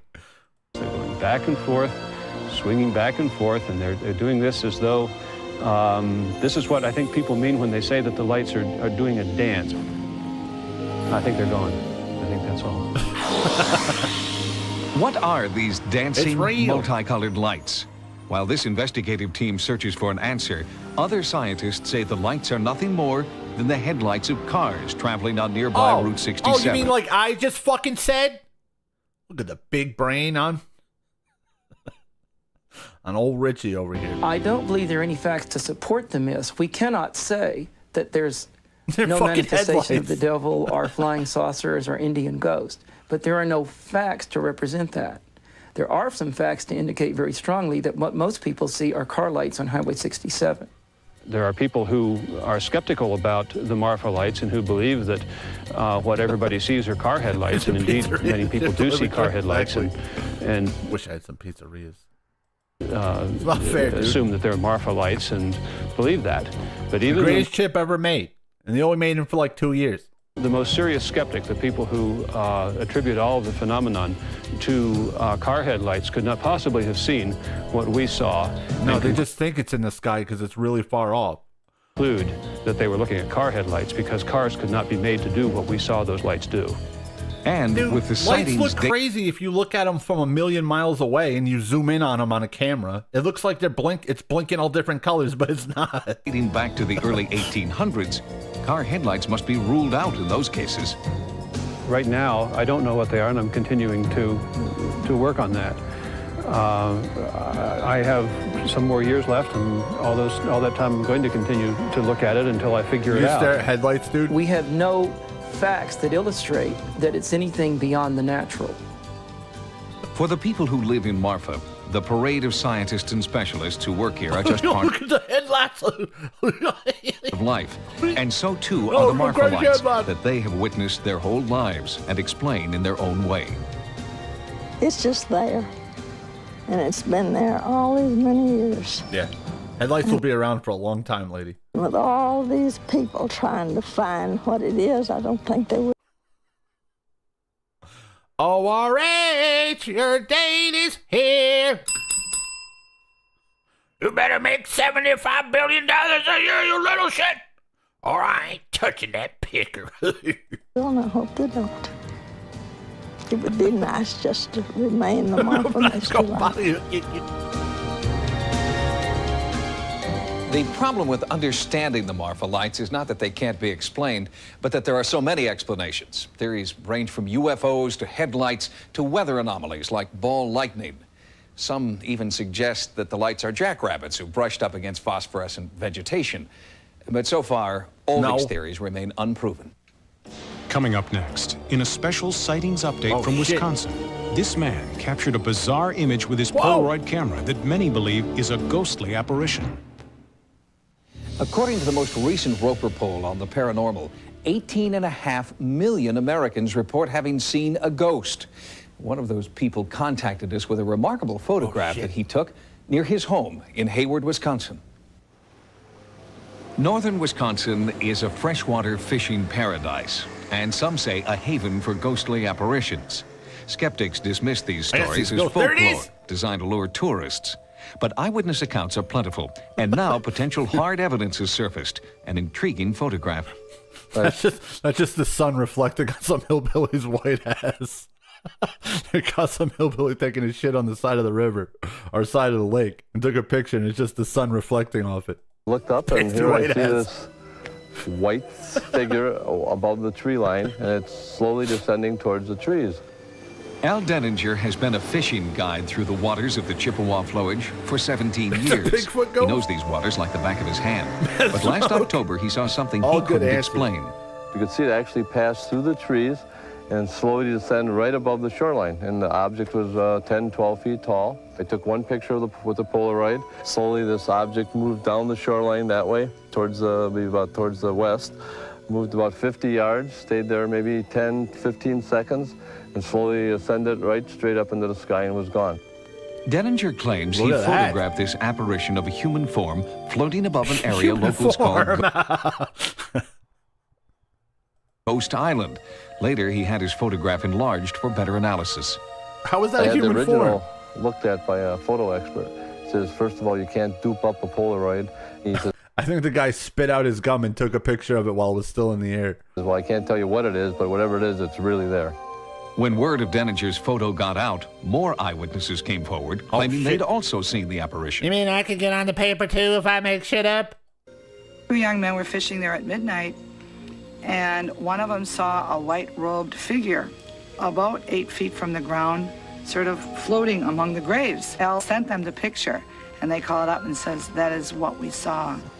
Stories of discontented spirits haunting Ghost Island have existed since Wisconsin's Chippewa. Wait, what? Stories of discontent. Picture, and they called up and says, that is what we saw. Stories of discontented spirits haunting Ghost Island. Ghost Island. Don't go there. That's Ghost Island. There's ghosts. Ghost Island. Can we change the name to Spooky Ghost Island? Have existed since Wisconsin's Chippewa River was dammed in the 1920s, causing floodwaters to engulf the island's historic cemetery. Most of the graves were moved to higher ground, but locals worry about the plots that were left behind. Don't go there. That's Ghost Island. Be restless? Worst vacation ever. Well, I didn't know. I thought it was just a joke name. I didn't think it was really a ghost island. Souls searching for their displaced loved ones. I've always had an open mind, and I've always figured that I'm never staying at Ghost Island again. It's a little naive to think you're probably the only one in this universe, but whatever I saw, it definitely wasn't from anything I've ever seen before. If you photographed or videotaped what you believe to be a ghost, or if you had an encounter with the paranormal, our sightings investigative news crew team in the background, hard at work, doing stuff. Even back when I was a kid, I thought that was funny, like the pretend people hard at work in the background. To know. To report your sighting, call 1-900-740-SITE. That's 1-900-740-SITE. Each call 75 cents a minute. Average call lasts 2 minutes. It was better than Dwarf Island. You must be 18 years or older. Again, to report your paranormal experiences, call the Sightings Hotline at 1-900-740-7483. On the next Sightings, a satanic deliverance gets out of control. She began to punch, to kick, to bite. And leaves this woman maimed and bloodied. Was it an overzealous exorcist or the demon himself? That's some titty meat? Sightings. Did we see some titty meat? Join us next time. Get out of here, you jerk. The following program deals with controversial subjects. The theories expressed are not the only possible interpretation. The viewer is invited to make a judgment based on all exorcist or the demon himself. And 100 years ago, Lizzie Borden was acquitted of the brutal axe murders of her parents. Now a forensic expert and a psychic uncovered more psychics. I always hated psychic episodes. Some new evidence. Like I said, I just remember being a little fella going, "Oh, I can just say anything." Doesn't mean anything. They battered her booby meat? Everyone knows you don't batter the booby meat. You go for the ribs and stomach.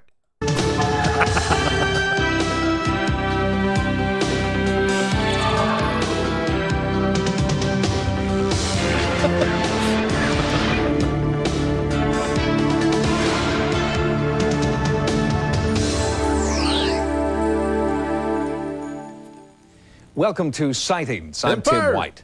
Folklore has it that Lizzie Borden, who was acquitted of killing her parents with an axe, literally got away with murder. Well, now on the 100th anniversary of the killings, a Sightings investigation reopens the case. Working with forensic technology and a psychic investigator, Sightings has found important new information that challenges the legend of Lizzie Borden. Lizzie Borden took an axe, gave her mother 40 whacks. 100 years after the murders, the name Lizzie Borden still echoes in the rhymes of school children and continues to fascinate us because of the sheer horror and brutality of the crime. Recent national media coverage is once again challenging Lizzie Borden's innocence, and Sightings has launched a unique investigation. Oh, look at that bitch's face. You know she did it. To search for the truth behind the legend. But first, who was Lizzie Borden? There's some deal. Lizzie Andrew Borden was born and raised. That bitch will definitely take an axe to your dome. Lizzie Andrew Borden. That's a creepy looking Beal. Was born and raised in Fall River, Massachusetts. Look at her, she's fucking nuts. The youngest child of an extremely wealthy family. Unmarried at age 32, Lizzie still lived with her parents at the time of their brutal murder. No. There were between 19 She was a spinster. and 23 axe blows put into the stepmother's head and 11 into the father's head. This is a pretty savage killing. Although a great deal of evidence pointed to Lizzie Borden as the murderer, she was found not guilty of the crime. But to this day, 100 years after the murders, most people believe Lizzie Borden was guilty of butchering her parents in cold blood, that her stepmother was her first victim. Those blows were continually delivered, and she must have enjoyed it. She obliterated the woman. She took her face off the planet. What would lead What someone happens? You take away a girl's game gear to commit such a brutal, bloody crime? Leading historian Jules Reichenbusch believes that there were dark secrets behind the closed doors of the Borden mansion. We can talk about all the motives that existed, the confinement in the house, the possibility of abuse as a child, possibility of incest. There are many, many theories. We know that she avoided the cancellation of Beefaroni Wednesdays. Company of men, both young and old. She had difficulty with all forms of relationships since early childhood. This is certainly consistent with being an incest victim. I think she is an alien. And most strikingly, we know that the house had a morbid and brooding air of secrecy about it. There were multiple locks on the interior bedroom doors. And after many hours of investigation, we have determined that there was not a PS triple in the house. The outside doors were triple locked. This is all very unusual for a Victorian home of that time, all of which suggested to me the possibility of some abuse.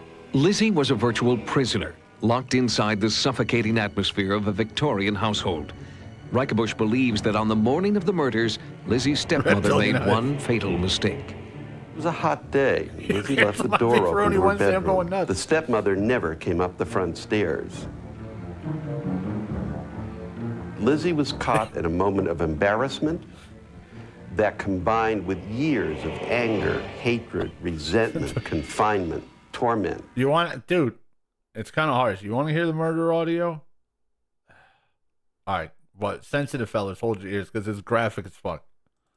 I can hear the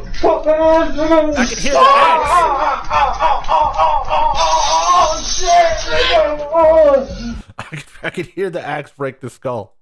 Finally let her explode, and she exploded. Took the hatchet and took her out. At 9:30 a.m., Mrs. Borden was murdered. At 11 a.m., It's someone in the head with an axe, and they're going, "Oh shit, nigga!" Mr. Borden returned home, where the same gruesome fate awaited him. Strangely, these brutal murders went undiscovered for several hours. No one claimed to have heard a sound. I think it's unlikely that anybody in the house could have stayed there and not heard the noise of that kind of a killing. The human head is made of bone. It's very heavy and very hard. And you start smashing a human head on a wooden floor, it's going to sound something like somebody dribbling a bowling ball. Lizzie was brought to trial. In 1892, police investigation techniques were crude, fingerprinting hadn't been adopted yet. Without physical evidence or eyewitnesses, Lizzie Borden could not be linked directly to the crime. In addition, she hired a former governor of Massachusetts to defend her and paid him $25,000, a fortune in 1892. Her defense lawyer, who was a former governor of Massachusetts, George D. Robinson, had appointed one of the 3 judges who sat on the case. And that's the judge who gave the charge to the jury to acquit her. The jury deliberated for less than an hour before returning a verdict of not guilty. Well, if she didn't, who did it then? Townspeople were outraged and brought charges that important, damning information had been suppressed. A pharmacist who refused to sell Lizzie a package of poison the day before the murders was never called to the witness stand. I think if she were prosecuted for it today, and the pharmacist's evidence came in, and the inferences about her time in the critical hour and a half between the 2 deaths were drawn properly from what we did know. Man, she exploded that dude's dome. That guy didn't even know what the hell happened. That would have been sufficient, would be sufficient. Yeah, who else did it? Today. The Grisly Borden murders put Fall River on the map, but people here were eager to suppress the town's dubious distinction. My mother-in-law was a character witness for Lizzie at the trial. Lizzie Borden was mentioned only once when I was in her presence. She looked me straight in the eye. Lizzie Borden was tried and she was acquitted. Now, you know perfectly well, we don't talk about that anymore. But the legend has refused to die, so we asked psychic Dale Shear and forensic scientist Dr. James Stars to bring their considerable talents to Fall River for this investigation. They're 2 experts with very different ideas about what happened. Maybe Lizzie Borden was just hangry. Happened here a century ago. Shear has worked with law enforcement agencies worldwide as a psychic detective. Stars, a professor of forensic science at George Washington University, is one of a growing number of graveyard detectives using... What are you doing? What the fuck are you doing, you stupid asshole? What is this gonna do? Controversial new radar probe that can record images inside graves. Dr. Stars hopes his probe of the Borden graves will provide enough new information to convince authorities to exhume the bodies. The centerpiece of the prosecution's case was... Why? You can't try her again. It's over. The deaths were separated by an hour and a half or more. That would therefore remove the possibility of any stranger having been on the premises, killed one, and then lingered, waiting for the other one to come on the scene. But the method of determining the time of death that they used was complete scientific balderdash. Yeah, right? Well, just scanning the fucking grave. What do you get? What? Here tries to pick up psychic images. The scanning of the grave at least is something. This is just made up horseshit. From personal objects. At the Fall River Historical Museum, we ask her to touch the victim's hair. The energy around this hair is incredible. I'm going to try to draw visual pictures of what I see in the past. She got a pair of Lizzie Borden's underwear. She's like, I can smell the history. There is a woman on a bed. She looks up. She sees someone. Oh my God, over her. She sees somebody. It's a woman. She sees an axe coming at her. Dude, that's what happened. This man was not sleeping. He was knocked unconscious with the axe. Oh my God, she comes in. She comes in and she's going to... So ridiculous. I had to get away with this. To kill him. She hates him. It's often been said that Andrew Borden was killed while sleeping. Well, suppose we look at his body and we find that he's got defense wounds in his arms, indicating that he threw his arms up to protect himself. Then he wasn't sleeping, was he? There's no death on this hatchet. There is death, but it's more like chicken, birds. It's not people. I've looked at the hatchet. What you getting at, you cone-ass Bill? That the prosecution introduced at the trial as being the murder weapon, and that murder weapon, in my view, would not have been sufficient to inflict the wounds in the skulls of her parents that were testified to at the trial. Then who else did it, you dumb fuck? Who else did it? If this hatchet is not the weapon used to butcher Lizzie's parents... Give me that fucking hatchet. I could do that to someone's fucking head. No problem. And that was a manly bitch. She would have no problem caving in the side of someone's head with that fucking thing. Then what did shatter their skulls? Scheer believes that the real murder weapon is still hidden in the Borden home. No. But the present owner of the home refuses to allow anyone inside. Because it's ridiculous. Why? How would it still be hidden in the home? What the fuck? Would they put it behind the walls? There's something hidden still in this attic. Can we tear up your house looking for some bullshit weapon that some retarded psychic came up with? There is some murder weapon. There is something else used other than what has ever been found. Get the fuck we out did of talk here. to Ed Thiebaud, lifelong resident and local historian, who had been allowed to search inside the attic on a rare visit to the Borden home 10 years ago. Had I been alone, I never would have stayed more than 2 seconds. Oh, it's spent. If someone was with me, I think I did stay about a minute and a half, but I just didn't want to be there alone. There was something eerie about it, something that gave me a funny feeling. Right? A hatchet to the side of the skull would explode your fucking dome. You won't even need that much force behind it. Sightings investigation.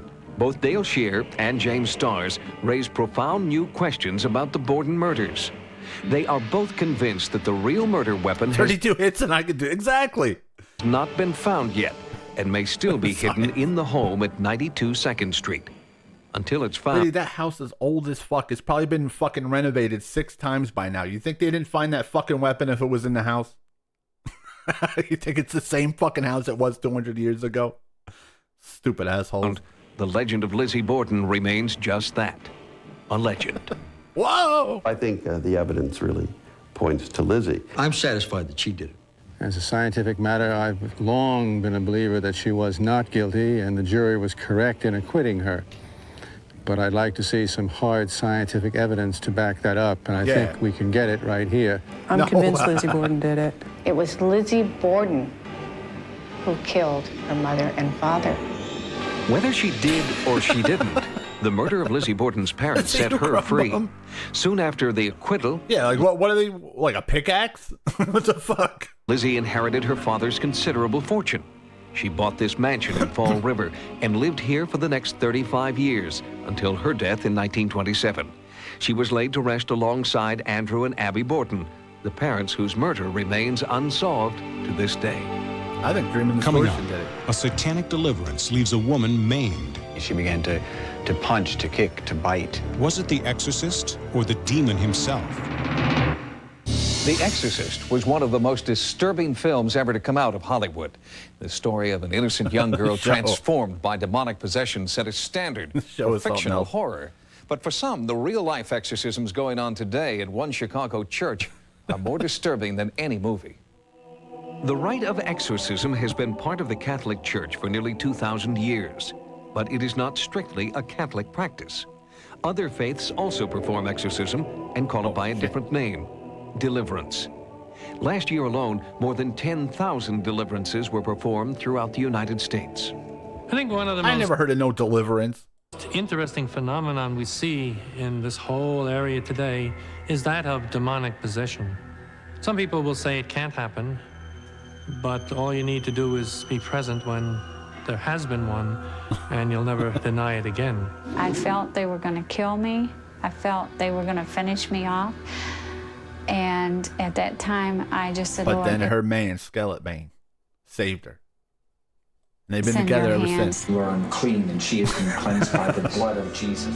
Awesome. Look at me. The pastor started praying for me, and he was using the name of Jesus.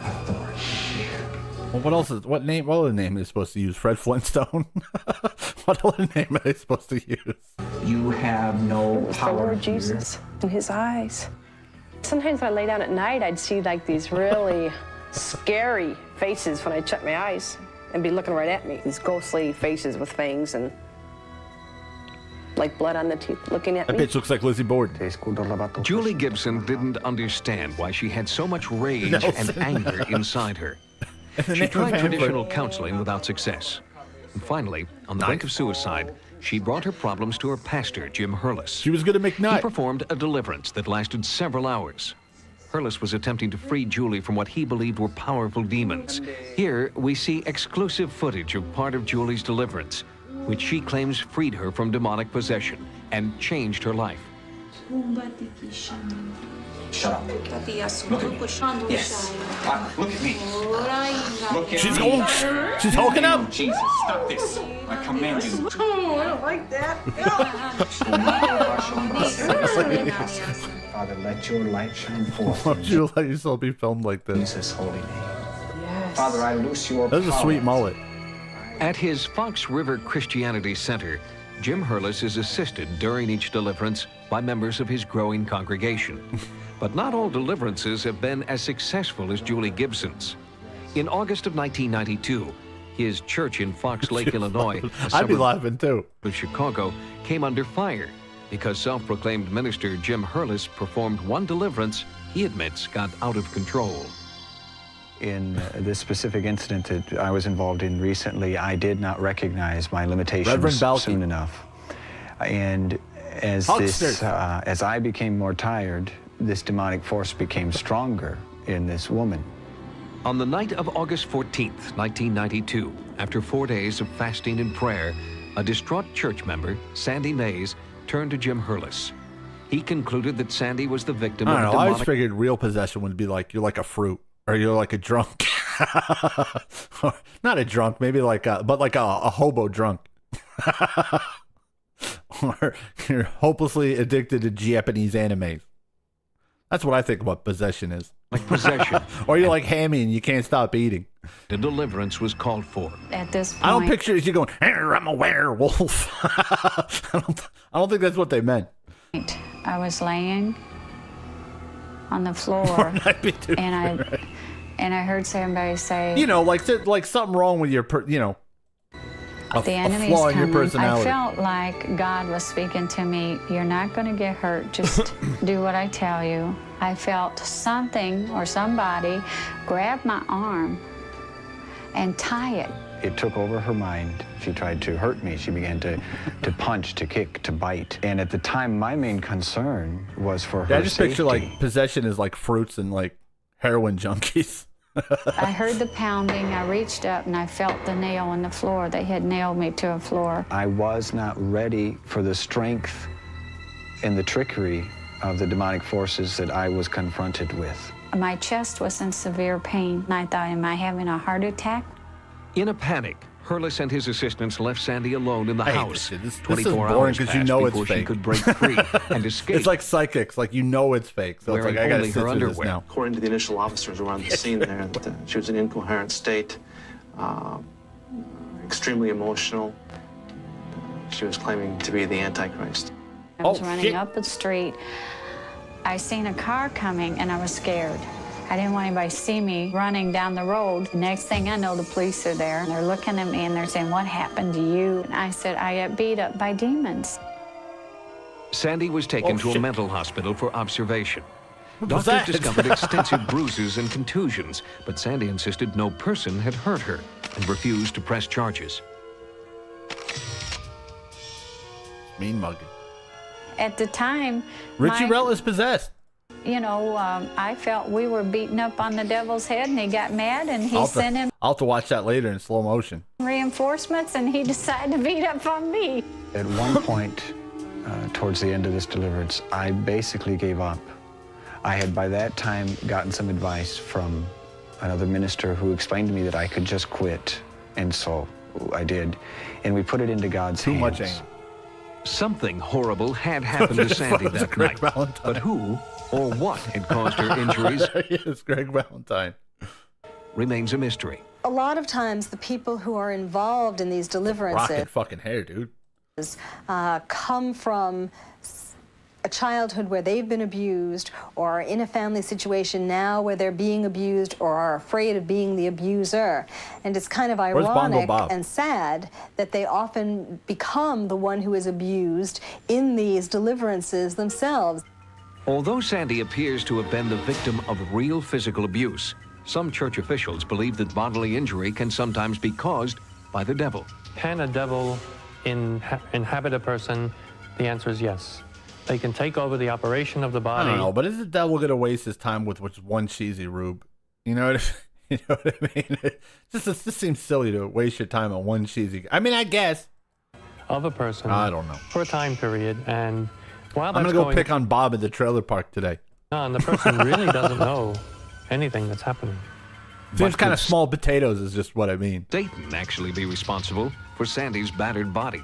Or also what they call psychic phenomenon, and this would be caused by the demons, where actually as a person is there, they will begin to see feels like a Bob day, come on right. with absolutely nothing seeming to happen. And I have a sneaking suspicion that we've got some people performing deliverance ministries, or he's got no time for corny broads, exactly. Perhaps calling them exorcisms, such that are concerned not so much for the well-being of the individual who's come to them, but for their own personal gain.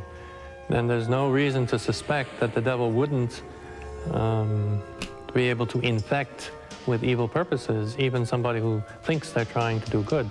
I don't think that the point can be made strongly enough as to how dangerous these situations are. People who go... Normalize hilarious things or horrendous things in the media, or fuck with Bob. Flips the coin. Heads Bob, tails media. It's heads every time. To be delivered are trains running out of control and are putting themselves in the hands of people who are themselves, for the most part, out of control. But the actual deliverance itself could, in fact, put them over the edge. The bottom line is that anything bad that has ever happened in anyone's life is directly or indirectly related to Satan. I cannot testify to the fact that anyone touched me because I have no recollection. All right, of Tina it. Yothers. Tina Yothers was possessed. I felt no blows. I felt no black eyes. I felt no beating. And I believe that it was a supernatural thing that took place, and God protected me. Despite Sandy's claims to the contrary, there are many people who believe Sandy was the victim of physical abuse, not at the hands of the devil, but at the hands of someone within the church she knew and trusted. Although no formal charges have been made, the Illinois State Attorney General's office continues to investigate the circumstances of... Normalize Chomo stuff in society, or scratch a Rufus in his bedroom at 2 a.m. Exactly. Like Rufus is small potatoes. Around Sandy's deliverance. When you could be gathering up large numbers of Rubes. But there is no investigation capable of proving whether the forces of evil are so great that people can be physically transformed. Psychologists suggest that fear of the devil can be so strong that some people will endure severe abuse in order to be freed from what they believe is demonic possession. In their hysteria, they may be unaware of who or what is hurting them. For this reason, we may never really know what happened to Sandy Mays during her exorcism. Coming up, in a special sightings report, NASA's search for extraterrestrial life officially begins. What are they really looking for? And what do they expect to find? NASA has just been granted $100 million. That's what I mean. I mean, nowadays, the devil has so much a bigger outreach, right? Like he's above Bob in the trailer park now. A new special project. Over the next 10 years, $10 million a year will be spent to support SETI, S-E-T-I, a NASA organization. Come on, Bob, can you kill your wife or something? You do something. I wasted countless hours on you. This is not worth my investment, Bob. All you did was smash your Super Nintendo. I need a little more for you, Bob. This ain't evil enough. Whose sole aim is to search for extraterrestrial intelligence. Since its inception in 1978, NASA's SETI program has come under considerable fire from people who believe the government is wasting money searching for a real-life ET. But in the last few years, enthusiastic support for the program has come from Bob drinking and falling asleep. Distinguished scientists. I've been harassing you all day, and the best you could do is fall asleep on the couch. Go beat your kids or something. Carl Sagan, Linus Pauling, and Stephen Hawking. They join an increasing number of scientists who believe there is intelligent life beyond Earth. For at least 2,000 years, people have been speculating about life in space. That's an old idea.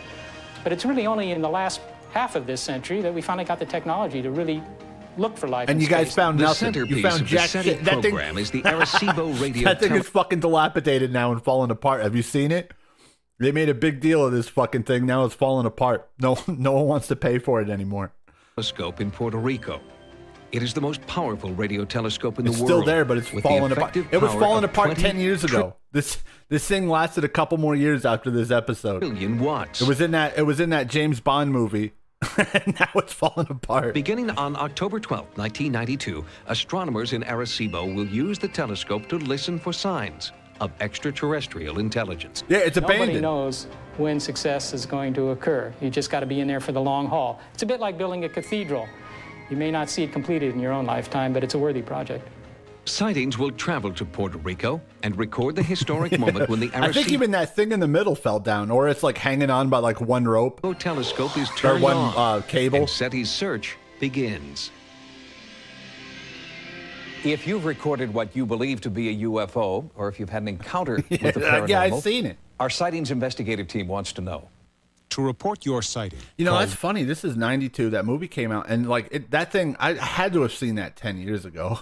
That thing lasted 20 years at best. At best, that thing lasted 20 years. That giant fucking telescope. I'm gonna say it lasted probably like 15. 740-SITE.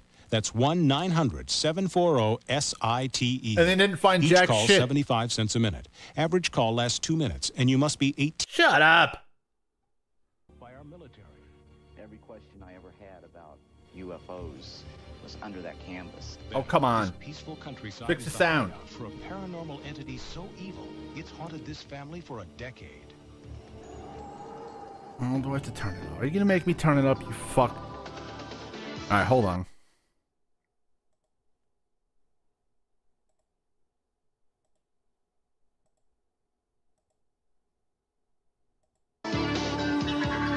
Hold on, I gotta get the sound right.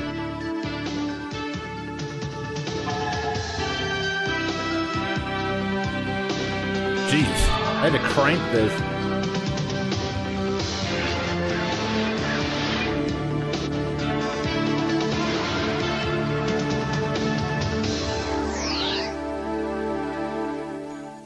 Welcome to Sightings. I'm Tim White.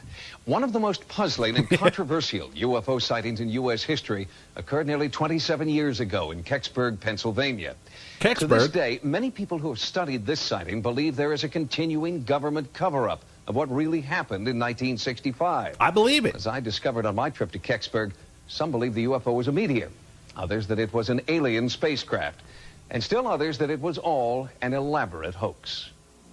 Kecksburg used to be just like a lot of other small villages in western Pennsylvania.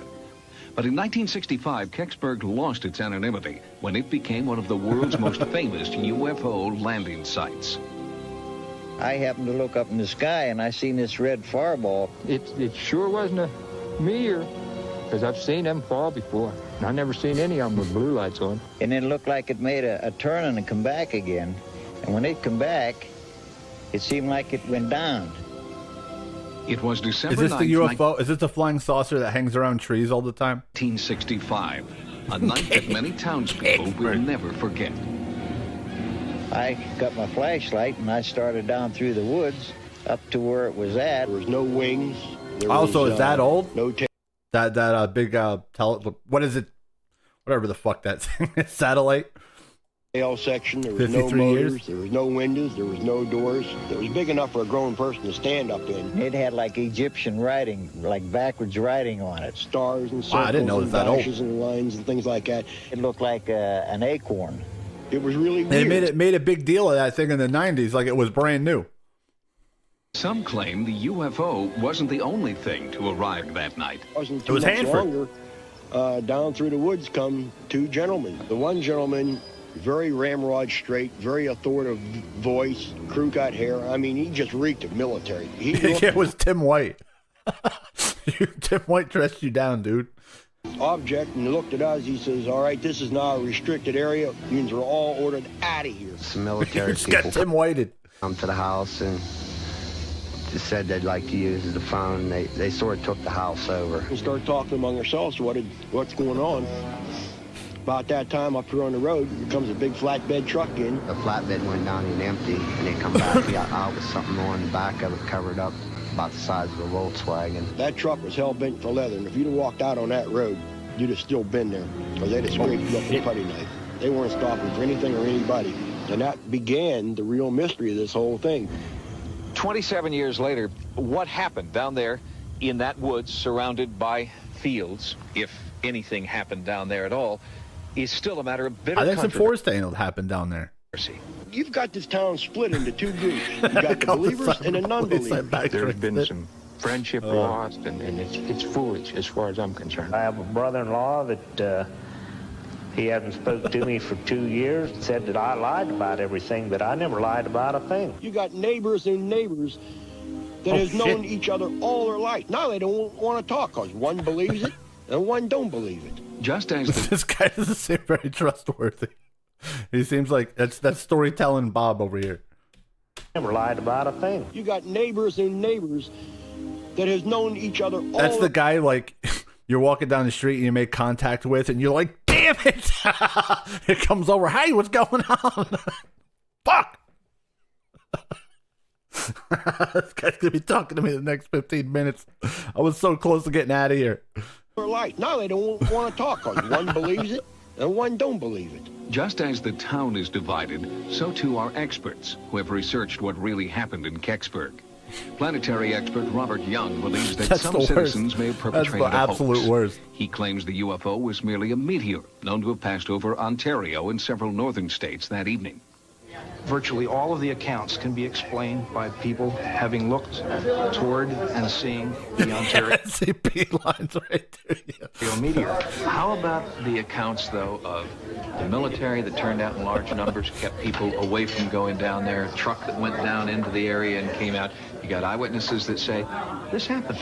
Right. I understand it. I have written, signed eyewitness accounts from 61 local people who say that there was nothing crashed here or was recovered. There was no military occupation. A lot of people probably think you're the government. Well, sure, yeah, but I'm not. I don't know how some people... Tim, you're the fucking government. Tim accusing people of being feds when he's the Fed. Say that nothing ever happened when there was so many people that saw things that night. Something had to happen. I know what I saw. People might think you're a Fed, not a cool, just free spirit guy like myself. And I'm not going to deny it. They can tell me I'm lying, but I know that I seen the military in my house that night. It's true. The Freedom of Information Act states there was 212 military personnel here that night. Sightings attempted to speak with the Kecksburg residents who deny anything extraterrestrial ever happened here, but they all refused our invitation to talk. Even the landowner whose property was the alleged crash site remained silent. I think the government bought them off. Or threatened them Shut with the fuck up. Maybe the guy who owns the land, if something even happened, he's like, I don't know, leave me alone. Something that I'm a farmer. I don't care. Got them scared half to wits. Ironically, their refusal to talk has only deepened the controversy. UFO researcher Stan Gordon heard about the Kecksburg incident on the radio the night it allegedly If they bought him, what would be the point of just buying him off? happened in 1965. He's been investigating the sighting ever since. So much of what we know about the case now, we've learned since about 1987, with the fact that now we have at least 4 different eyewitnesses who apparently saw the object on the ground at Kecksburg. The fact that there are dozens of people independent of each other who don't even know each other yet, who have given us detailed The show information. shows a lot of newspaper clippings. I about don't know. what the I experience just saw noticed that. night. Every 10 seconds there's some cheesy newspaper And they're clipping. giving us confirming information that has not been published yet. The skeptics, and these include the people who own the land and some very substantial citizens of Kecksburg. You call that guy a nerd? This whole thing is loony. Mm-hmm.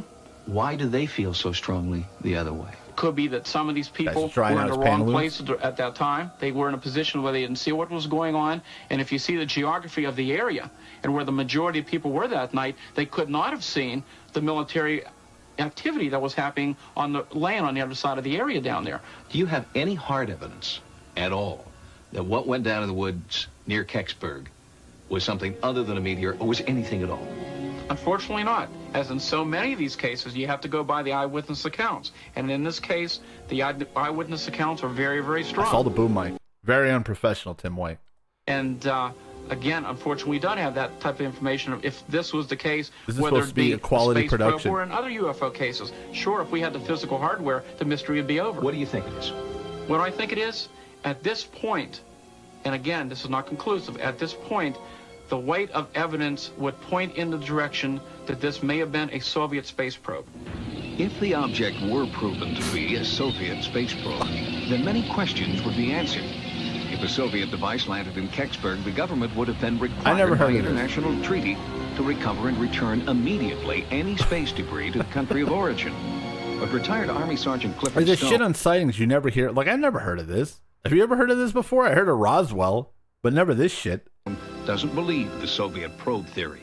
If this was of Soviet origin in 1965, the State Department would have released documentation to me under their Moondust files. To date, none of that information has been forth. Clifford Stone collects government documents about space debris recovery operations, like Project Moondust and Project Blue Fly. I mean, have you ever heard of it? He began his investigations in 1965 when, as an Army sergeant, he witnessed a top-secret delivery to Lockbourne Air Force Base, about 200 miles from Kecksburg. I noticed that on the back of the vehicle, it had something that was covered by... No, I've never heard of Kecksburg. A tarp. It was about 10 to 12 foot at the base, 12 foot tall. It looked like a chocolate drop. When my friend told me that every question I ever had about UFOs was under that canvas, I was mystified. Since that time, Stone has repeatedly attempted to obtain information from the government regarding that object. So why do you think it's aliens? What if it's just this government test bullshit? I like when like something wacky happens. The government comes in and they're like, it's not aliens, but it was totally aliens, all right? Just tell everyone it was aliens. It wasn't us. It's not our stuff. Government's response has Don't sue us. It was aliens.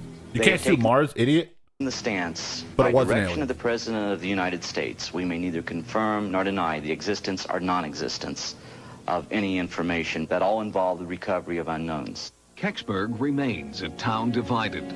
The only thing on which believers and non-believers can agree is that outhouses are awesome. All they want to know once and for all is what really happened on December 9th, 1965.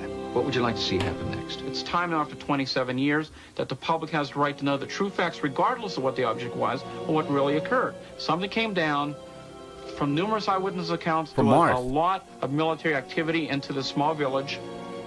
Then an object was located, that it was recovered, it was transported away for study. What was the object and why after 27 years haven't they revealed what really was found? Joining us now from Houston is spaceflight engineer and author James Oberg, who has studied the reported sighting in Kecksburg and has his own theory about what landed there in 1965. Mr. Oberg, first of all, do you believe that something crashed in Kecksburg in 1965? And was it a UFO? It was a UFO. If it's anything, it might be something a lot more Earth-like. It might be a spacecraft from Russia and not from Mars. I mean, he's thinking, he's kind of in the right, he's thinking in the right direction. It turns out we do know that a Russian probe fell back to Earth that day. And it was a special kind of probe. It was one of their probes to the planet Venus. It failed, was trapped in Earth orbit, and eventually fell out of orbit. What might have Dude, been... if that thing fell from that height, there'd be nothing left. There'd be literally nothing left. On that Russian space probe that the U.S. would have been so interested in? Oh, the most important thing about the probe would be the heat shield. How thick it was, what material it was made out of, how heavy it was. And once we knew that, we could then analyze how big their warheads would be in their ICBMs. The same kind of material was used there. Also, their most advanced electronics would be in that probe. Their most heat-resistant kinds of materials, the very best of their entire military-industrial complex technology. It would have been a treasure trove in terms of the Russian space and missile technology. Do you think we will ever know with certainty what really happened in Kecksburg? Well, I guess the dream is someone will come forward with an official government report. Well, it was 27 years old back then, so it's got to be almost 200 years old now. So I'd say it's never going to be answered. 20, 30, 40 years ago, people's memories, as you know, tend to keep changing and growing as the stories get told and retold. I think there's lots of stories in UFO folklore that we'll never really know what happened behind them. That's a damn shame, boy. That's the fascination. James Oberg, thank you very much for joining us. Good night. And we'll be back with more sightings. Seems like I know exactly what happened, but I'm telling these rubes shit. A moment. Coming up next, a sinister entity has haunted this family for years. I opened my eyes, and it was this thing that was standing over me. Our investigation next. Sinus weather. Oh, commercials. Sinus medicine has made you Commercials are more interesting than the actual show. Next time, take Sudafed Sinus for I gotta get myself some of that. Pressure without drowsiness. Sudafed Sinus. Wait, this ain't a real commercial. This is all white people. What the fuck? What the fuck is this shit? It's not a commercial if it's all white people. What is fake? Are these fake commercials? Fast relief, not fast asleep. What the fuck more white people? What the hell am I watching? You that aren't true. Doesn't make any fucking sense. Upset, stressed out, even if you're not. Use Visine Extra. It cools, soothes, gets the red out. Look your best with Visine Extra. With its V6 engine, smooth, quiet ride, You're just here for the and easy Sudafed front-wheel drive handling, the newest Mercury will, quite frankly, remind you of all right, 3 commercials without a black person, dude. Who do I call? That's what makes it so different. What special interest group do I call? The minivan that drives like a car. All this and the quality of a Mercury. Saturday, Yeah, right. see the amazing rescue of a race car driver whose dragster bursts into flames at over 200 Get wrecked, miles nerd. per hour. Oh, how could something go wrong? Of apartment fires breaks out across the city. Whoa. Boston firefighters are pushed to the limit as they race to save dozens of trapped victims on an all-new Code 3 After Cops Saturday. I have no... Does anyone even remember that show? I have no memory of this show at all. Cops Purple 24 Sunday, right after the presidential debate. Catch an all-new and living color at a special time. finally, some black 8:30, people. Jeez, that's 7:30 getting Central. worse. Followed by an all-new Married with Children. Since 1978, Robert and Reba Yeah, I Malone don't remember and their that 4 show. children have lived with frightening and confusing events that make them believe the family is haunted by demonic entities. They claim the hauntings Wow, began only 4 or 5 commercials? Wow. Now it's like 13 commercials. 14 years ago, the day their daughter Nikki was born. Is there a connection? I have no Malones idea. believe there is, but others in their Hey, look, small Georgia community... As a little fella back then, I watched a lot of TV. And I don't remember that show at all. And it was a Fox TV show, so you'd think you'd remember it. Convinced. Carrollton, Georgia is home to at least one family who I've been believes they're Mandelared. haunted. And their strange plight has become the subject of radio talk shows in the area. So let's go to the phone lines and welcome to Afternoon Talk. Well, I'm not one of your people that goes to talk about a ghost. You're not? Nope. Morris, what do you think about that whole situation? A ghost? Yes. I don't more believe it than if I had a hole. I remember in my Rescue head. 911. On the rural farms just outside of town, in Carrollton's quiet neighborhoods, and on Main Street at the Pitty Pat Cafe, discussion about ghosts and the unfortunate Do you think the Malone people who like living near that town are like, they're going to show our town on sightings this week? I hope they bring up pity pats. family is unavoidable. I never met any yet, but I believe in it. I don't believe in ghosts. I haven't never seen one, and I don't believe nothing I don't see. I think that There the you go. majority of the people believe in ghosts, but they won't admit it. Oh, shit. Whether or not Tell the 'em, Shirley. townspeople here believe in ghosts, they do admit that the Malone family is running scared. Now, like Kelly Bunny, what did she just have happen to her? Oh, yeah, she's always got some kind of horrendous... Every time you hear in the news, it's some, like, horrendous disease and they're chopping body parts off her. Children race home before dark, where they stand guard against what they believe are demons. Since the Malones moved to this Carrollton home 2 years ago, things haven't improved. They fear any home they live in will become a battleground for something bizarre, something evil. I definitely think it's the devil. Oh, dude, I hope you find... Did you see the one yet where the guy... His wife ran at him with a knife and he kicked her in the chest across the kitchen and killed her instantly. And he's talking to the cop. He's this great big giant dude. And his wife's laying there dead, like on the floor. And he's like, I don't know, man. She just came running at me and I kicked her square in the chest and she flew back and she was dead. that was the one that's like stays in my mind. I always remember that one. That I can't protect myself. Did you see that one? That one's crazy, dude. He just punted her across the house. From it. They do. Kelly Bunny's been so fucked over. I've wondered a lot of times if this, I've only seen that once, and I think it was probably 92 or something, and it always burned in my brain. That guy who kicked his bitch across the kitchen. We're working through our sick child, our sick daughter. Sometimes people turn to paranormal explanations because there is an explanation that they don't want to face. They claim the terror started the day their youngest daughter was born, but that it's unrelated to her medical condition. The family believes her brain Yeah, you think about it. Your wife's running at you with a knife, and you fucking kick her straight in the chest so hard that her heart stops. You'd be like, oh, fuck. Major asthma and kidney transplant have nothing to do with the evil force that plagues them daily. It's attacked my brother at one time. I don't know if you guys remember Kelly Bunny, but we were kind of seeing it was bound to happen. If anyone remembers, I remember everyone saying how sick Kelly Bundy looked.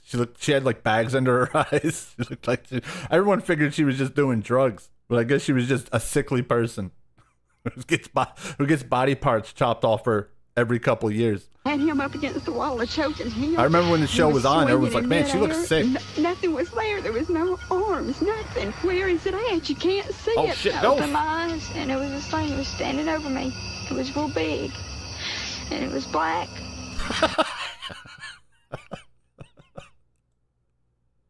Hold on, guys. Let me just do my Rolodex real quick.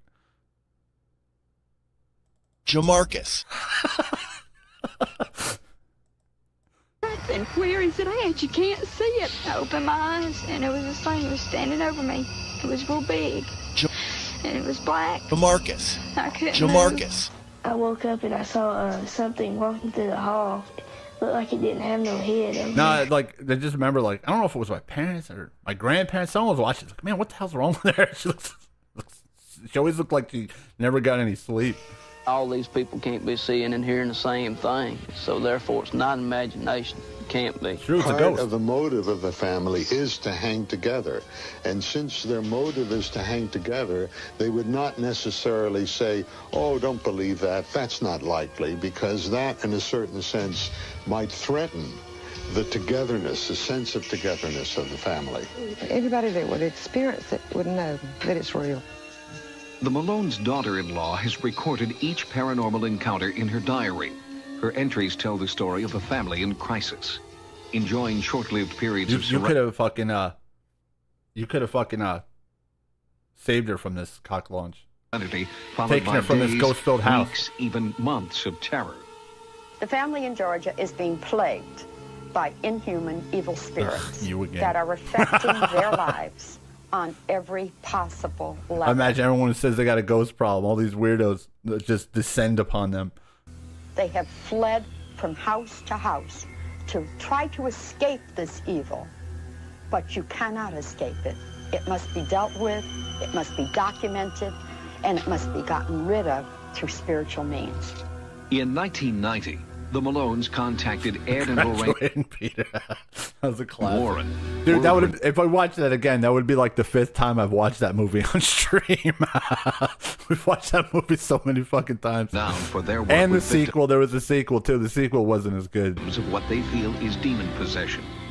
First, they study the family's claims and their psychiatric history.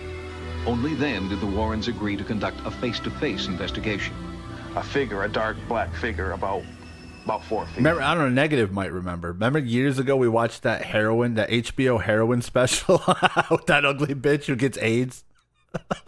That was some classic 90s goodness. I saw balls of light continuously. We watched a lot of that stuff. I had heard rappings there, rappings right underneath my feet. This audio cassette Stillborn might remember. Only record of the night the Warrens were working with the Malones, and claim a jar of pennies levitated and smashed into a researcher, and then a family member. Oh shit. The martyrs and the saints command you. Reveal your identity. Give us a sign that you want the Malones out of this house. The pennies picked themselves up, jar and all, had to move out of the room, come through the door. It first clipped Joe hard on the shoulder, and then went and I got love my favorite part in Graduating Peter's when the Tard's like, totally awesome, and he kicks 2 fucking kids in the head. He like knocks 2 kids out. Like he spins around. They're all sitting on the dirt. He like spins around and just fucking kicks 2 kids in the dome as hard as he could. son right in the face. And I was, just terrified. And I ran out of the house. I was crying, my nose was bleeding.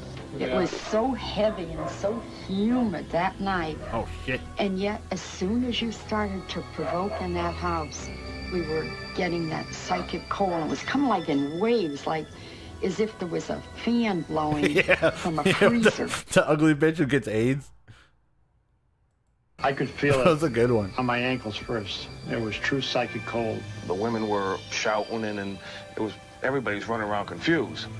Eventually, the phenomena ebbed, and things calmed down, but everybody slept in the living room that night. You got any proof? I'm not crazy. No, I'm not on drugs. No, I don't drink, period. It's not. Wait a second. If you will humor me, please.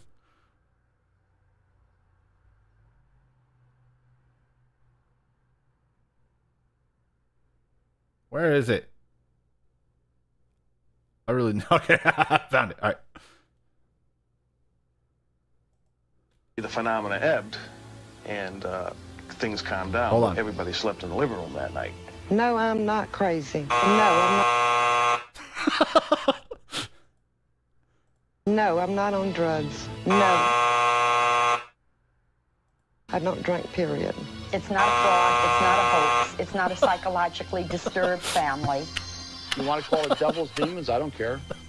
But there are things surrounding this family that are so terrifying that the average person looking at us right now could not in any way accept unless they were there and living it.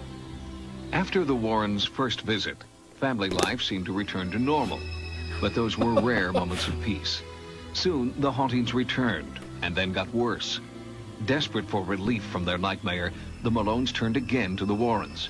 And this time, Dude, that's your mistake. Those motherfuckers will put like speakers in your house and make ghost sounds when you're sleeping so you can write a new book. People will scare the shit out of you. Their work with the Malone family. What else happened that was unnatural? Lights had started appearing in the living room. I started farting out of my dick.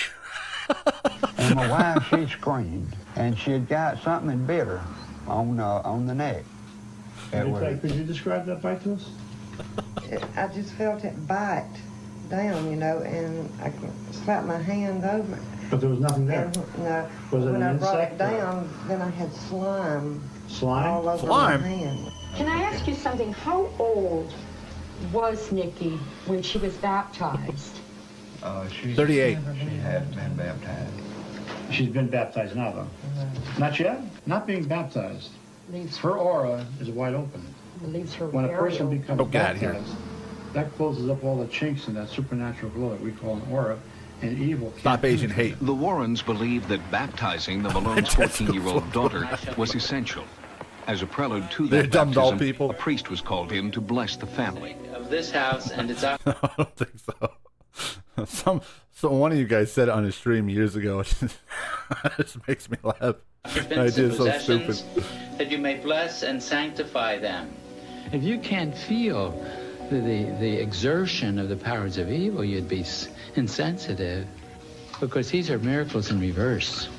It's not the most responsible thing to come to a family,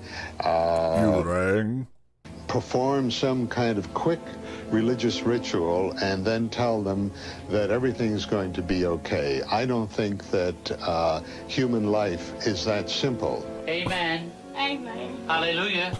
Chris Farley. Baby Chris Farley. This was Chris Farley 6 months before Saturday Night Live. Amen. Amen. There he is. Hallelujah. Hallelujah. Hallelujah. Hallelujah. And there's the sign of the Jesus Holy Cross on your forehead, love. Amen. This time, the Malones are once again Now she lives filled in a van down by the river. with hope for the future, free from the hauntings of their past. But the lasting effectiveness of Father Regan's blessing and the baptism is still unknown. The Malones hope that the evil, whatever it was, has passed and their nightmare is finally over. The Malones might have been helped Damn by you son of a bitch. other types of therapy, counseling, or prayer, but they chose the method that they felt would be best for their family. You or I might not choose the same course, but how to cope with serious family problems is a very personal and individual decision. Coming up, when Christopher Columbus asked to be buried in Santo Domingo, no one minded. But today, many claim his ghost has cursed this town with disasters for 500 years. I don't know.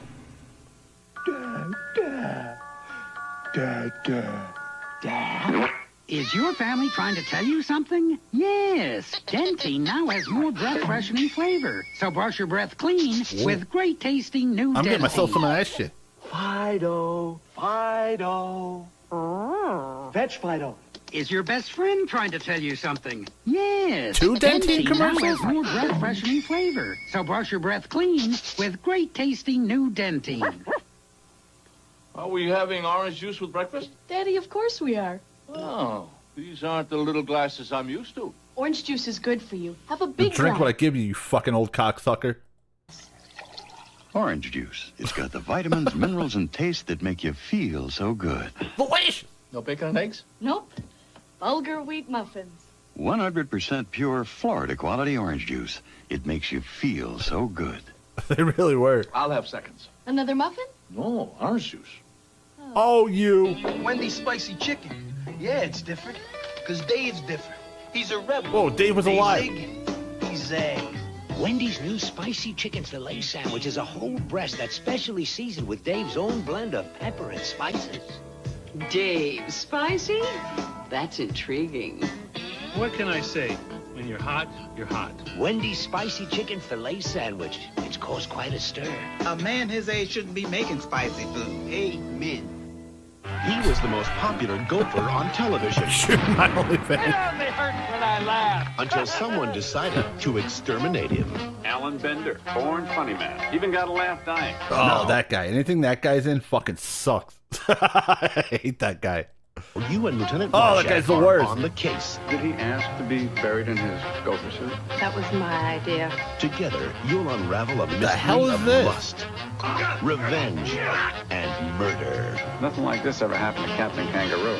Likely suspects. Next. I haven't heard of that shit. So many shows I never heard of. We're going to go back to our second childhood.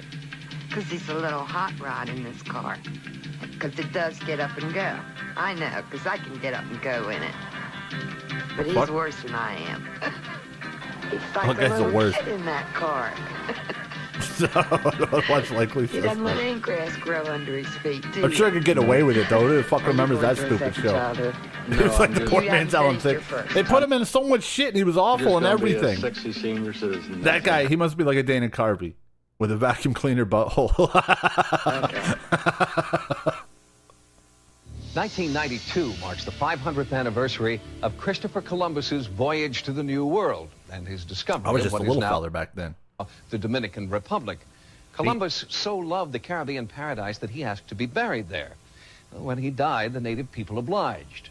But now, many present-day Dominicans regret their ancestors' decision. They strongly believe Christopher Columbus's remains are Well, maybe they didn't hate him back then. Maybe they thought he was a pretty cool dude. Maybe everything's all bullshit. cursed. On August 4th, 1946, the worst earthquake in 100 years hit it just sucks you in. the Dominican Republic. The very day residents were celebrating the island's discovery by Christopher Columbus. Every time in Santo Domingo his name is mentioned, If evidently they let him be buried there, he must not have been that bad of a guy. something bad seems to happen. Dominicans call him simply the Great Admiral, fearing that the mention of his name in the past See, they has loved him. caused plane crashes, landslides, and a plague of ants. He was smitten with bad luck all of his life, really. He didn't know where he was going when he left. they He liked didn't know him. where he had been when he got there, and he did it all on borrowed money. And he died in poverty. Columbus's remains will soon be moved to a new memorial, and residents worry that this may trigger a new series of disasters. If you've had an encounter with the paranormal, like the people in Santo Domingo, or if you've photographed or videotaped what you believe is a UFO, our sightings investigative team wants to know. To report your sighting, call the Sightings Hotline at 1-900-740-SIGHT. Each call 75 cents a minute. Average call lasts 2 minutes, and you must be 18 All years. right, get out of here. Come on, give us some. You haven't given us one good thing yet. It's all been crap, dude. All been crap. Even the first time we did this, we got like 1 or 2 good things. This fucking sucks. Sightings. This is season 2. Time to step it up.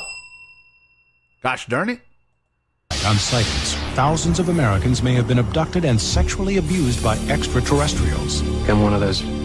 No one ever sexually abused me. What was I? What am I, fucking chopped liver? I never got nothing.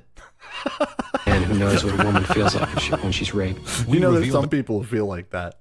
Well, I never got nothing. Then we uncover the U.S. military's own top-secret UFOs hidden in the Nevada desert. We have things out there that you like the picture lady? Yeah, the picture lady was all right.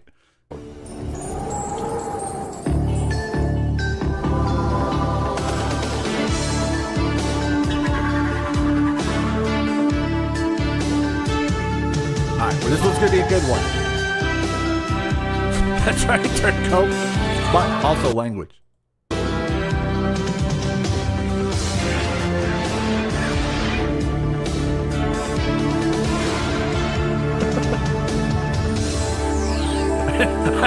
I never got raped. I still got fat.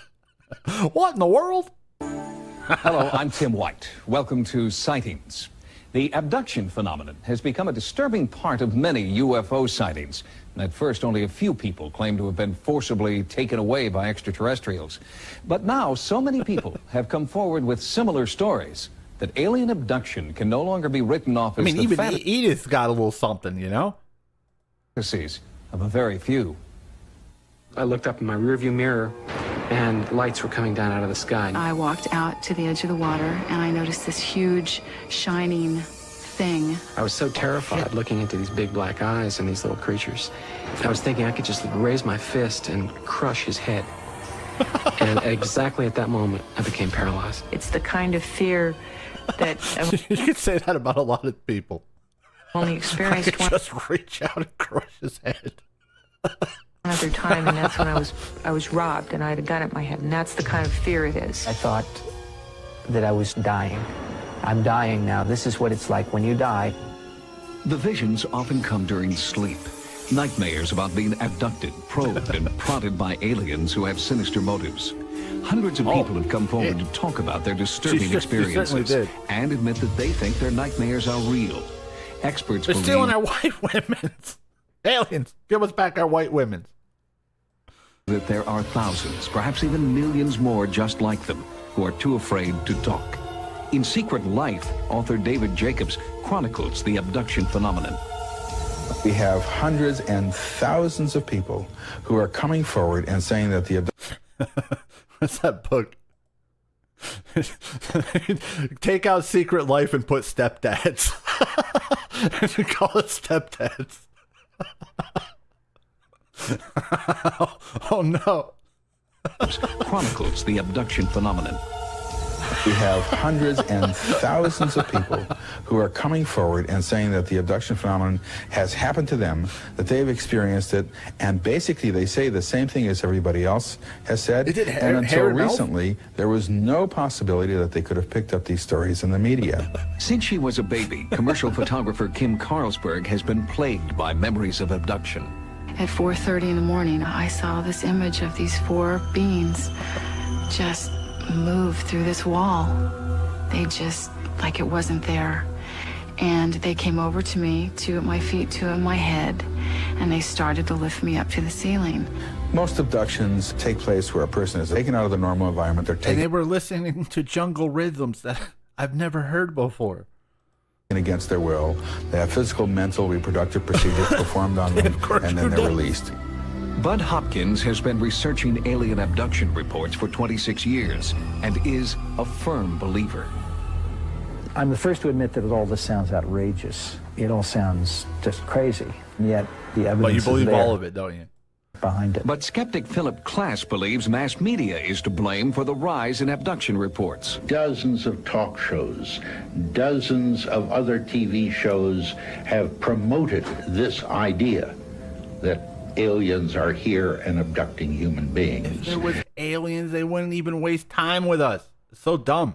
They would blow us up or eat us or something. And so It it just seems becomes silly. the popular We're not worth the myth. effort. These particular problems could adequately be explained by the condition narcolepsy. This is a disorder characterized Everyone by knows aliens are people from the future anyway. hypnagogic hallucinations, that's hallucinations that occur at sleep onset, which can be very vivid and include the feeling of other people being present in the room or a sensation of levitation. Patients will actually describe saying that they are looking down onto their body. I have two people that I've never met describing this exact same examination of their head being opened up, something being done to their brain, Hey, and leave being my put brain back alone. together again. They opened my back. I knew my back was open because I could feel. It was almost as though a slit had been drawn down my back and across to the side, and they had opened a flap of flesh and tissue. Whether the reports come from adults or children, men or women, most of them follow similar patterns. There's a bright light that shines in the room. The abductee sees it. They hear a noise outside. They're not interested in your mate, they're interested in you. So what they do is they render the person that you're with unconscious. She goes up a beam of light with the alien into a hovering craft. Hey, aliens, leave my bitch alone. If anyone goes into the room at that point, there's no one in the room. She's not in bed, in other words.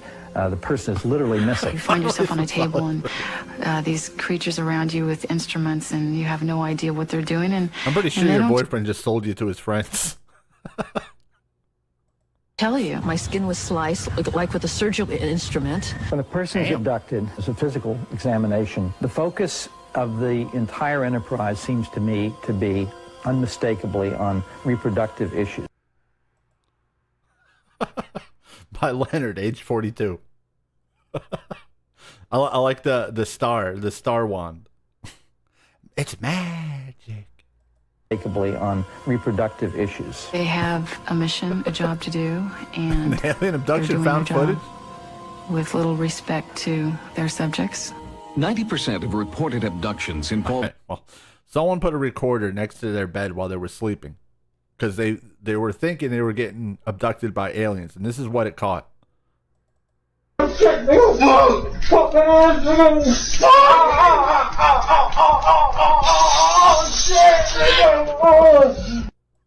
Descriptions of what experts call gray aliens, extraterrestrial creatures with oversized heads and dark almond-shaped protruding eyes.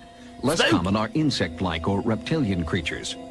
The reptilian type has bothered a lot Hey, of we've people. seen this fucking asshole, remember? We've seen this stupid jerk before in one of those alien talks, whatever the fuck, presentations. Well, it seems to be quite hostile and intrusive, often has claw-like hands, and I know there's one case That where was the dude who got shut down by the other guy. He's like, I won't bore you about long. I won't bore you with long speeches. After this guy just gave a 20-minute speech. claw marks were photographed on the back of a woman. There's one being in particular that I always recognize, and he's not a gray. He's taller, he's thinner, he's got a bigger head, he's got bigger eyes. His limbs are very And a praying massive mantis-like. I remember being on the table with my head turned away, not wanting to look at this creature. And then when I looked at him, I just recognized him as the one that I hated. In a few cases, subjects claim to see hybrids, creatures who are half human, half alien. Some abductees believe they are being crossbred with aliens to create these hybrids. A very important part of the abduction phenomenon is that there are reproductive procedures carried out upon them. I've been shown children. I've been Hey, how shown come aliens don't touch my pecker? What, I got a bad pecker or something? babies. I've been asked to hold children and babies. Why is his pecker so great? I've been asked to give these children affection. And No. these children aren't Shut up, lady. alien children, and they're not human Why don't you get a children. fucking hobby or something? Get a paint by numbers kit or something, because this is stupid. And you're making you look bad. They're somewhere in between. I had a woman who had been to the doctor, had an ultrasound done. Her husband was there.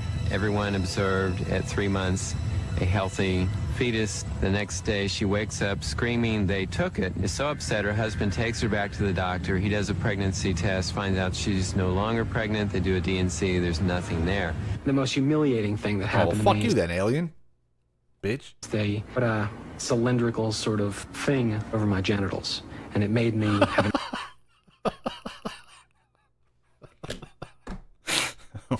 Okay, dude. Thing over my genitals. The thing that happened to me is they put a cylindrical sort of thing over my genitals. And I made me loved it. have an orgasm in a second. Where do I get one of those? And I really feel like I'm one of those I got 25 seconds to kill. few men who knows what a woman feels like when she's raped. I've been on a table and I've This is seen ridiculous. something removed from my body that I will call a fetus. A baby. It was so small I couldn't believe that it could live on its own. Oh, shut up. I remember putting So my silly and finger retarded. in the arch of its foot. I was afraid to look at the face. I I was afraid to didn't see do- what it looked like. There seems to be an enormous interest in the emotional side of this, too, on the part of the aliens. They want us to hold these odd little children, these babies. They want to see how a mother will hold in love a child, things which to us are instinctive. The abduction phenomenon begins usually in infancy, or at least by the age of 2, That's 3, what or Bernie 4. Sanders says. It continues all through childhood, all through maturity, and into old age as well. I have many cases where the person is taken as a child, usually what we refer to as the bedroom visitation. I was laying in bed, I opened my eyes, and here's a little gray standing there looking at me. And all I could really remember were those dark eyes. It is as if that person has become a kind of tagged animal in someone else's experiment. These are the worst costumes ever. And that little person... as It's all they- about love, Shakes. At the end of the day, it's all about love and vibrations and frequencies. As he or she grows to adulthood, will be abducted over a period of time at irregular intervals. Let us assume... Yeah, when that alien money dried up, these stories sure dried up too, didn't they? This is all being made up, that this is internally generated, that there is no abduction phenomenon. If that's the case, then we have discovered something of enormous importance. What are the repercussions of thousands of people running around thinking they're crazy, feeling crazy, being crazy, because they have no way to understand what's happening? Psychiatrists and psychologists who are dealing with these people are the first to say, something happened to this person. This is not a fantasy. This is not something the person cooked up. This was an event in that person's life which was truly, truly upsetting. These experiences are not pleasant experiences. This is not something I'm happy happened to me. There's a part of me that would love to find the answer that it was something else. It's a very lonely place to be. One day I was walking down the street and an alien came around the corner and pantsed me and put that thing on my dick, and I ejaculated in minutes. Or seconds, I should say. And then he ran away laughing. To have this experience and not be able to remember the details and not know if it's real. And it's very, very Just hard to walk through running from behind dumpsters.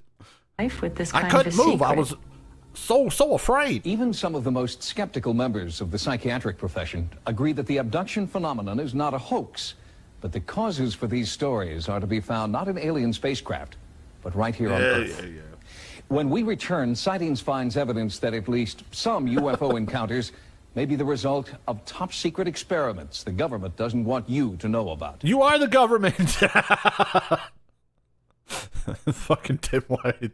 Coming up. Tim White, he's against the government as he works in the Pentagon. It's hidden in Area 51. Many claim it's the U.S. military's own top-secret UFOs. We have things out there that are literally out of this world.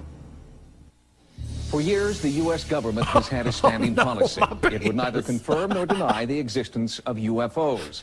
They're non-cooperative. That's the name of his UFO book. Oh no, my penis. Has been interpreted by many ufologists as evidence of a government conspiracy to cover up UFO sightings. Now, Sightings has uncovered information that provides another explanation for their silence. You literally are a general in the Air Force. You're not giving us top secret anything. It's so stupid. UFO sightings may actually be top secret military aircraft the government doesn't want you to know about. When I first saw the UFO, it was directly overhead, moving incredibly slowly. I mean, I'm not bullshitting. He is a general in the Air Force, and he's going to give us top secret government info. It was half a triangle. And all of a sudden, over at the hill, this enormous pattern of lights emerges. I was just in awe of what I'd seen because I didn't know what it was and I'd never seen anything like it. Holy cow! There's no question that there have been sightings. Well, I mean, he did work for the reserves, but he had a bigger job than that. By military devices in space. And that gets us right to the UFO question. Are we dealing with a cosmic Watergate? Go read his bio, dude. It's like a mile long. What the hell was that? I don't know. It was neat. It was like leaving stuff behind it, wasn't it? For the past 25 years, the United States government, especially the Air Force, has been telling us these things don't exist. I feel that there's been so much controversy about cover-ups and UFO phenomena and everything that goes on, and I think that someone needs to point out that a lot of it is just hogwash. And anybody who says the United States government is not withholding information about flying saucers simply isn't telling the truth, or they're totally ignorant one way or the other. Our most recent investigation has concentrated on a series of sightings in the western United States. Sightings has learned that many UFOs spotted in California and Nevada may actually be highly classified military experiments called black projects. Sources familiar with these black projects, many of whom wish to read Guys, I got some secret audio from a black project.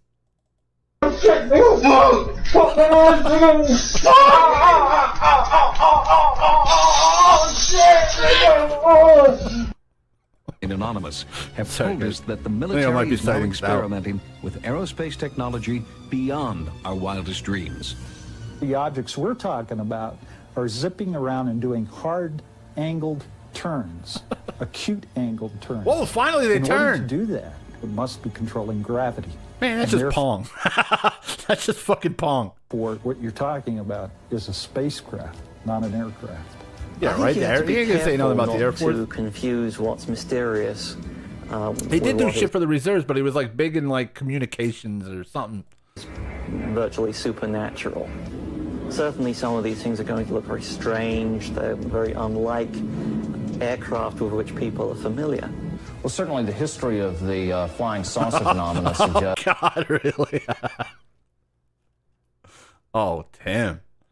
That really, in the past, classified programs resulted in a lot of reports of flying saucers. And if you see all of the instances where conventional aircraft have been misinterpreted... Weasel is right. ...as flying saucers, it's quite easy to understand how unconventional aircraft could receive a similar misinterpretation. In the Nevada desert, we have things that would make George Lucas envious. We have things out there that are literally out of this world. Most aeronautical black projects reportedly operate out of this test site located at Groom Lake in Nevada. This installation is also known as Area 51, or Dreamland. The government denies... Remember those retards were going to charge into Area 51? The existence of Area We're just going to go and charge in there, all of us. They can't kill all of us. And then like 3 people showed up. Photographs do prove there is an installation at Groom Lake. They have a hangar near the south end of the ramp that appears to have doors that are almost 200 feet tall, 400 feet wide. You can put anything in there. One of the problems associated with Groom Lake is the fact that PS triples could I fit in there? It is a place does not officially exist. This federal official insisted on hiding his identity. Helicopters made of spam? Is the most tightly secured installation in this country. It's guarded both over the air and on the ground by elite Air Force security police. I heard at Area 51, they have a PS6. Do you believe that shit? Department of Energy Special Response Teams. They're heavily armed, and their total mission is to keep people off of this installation.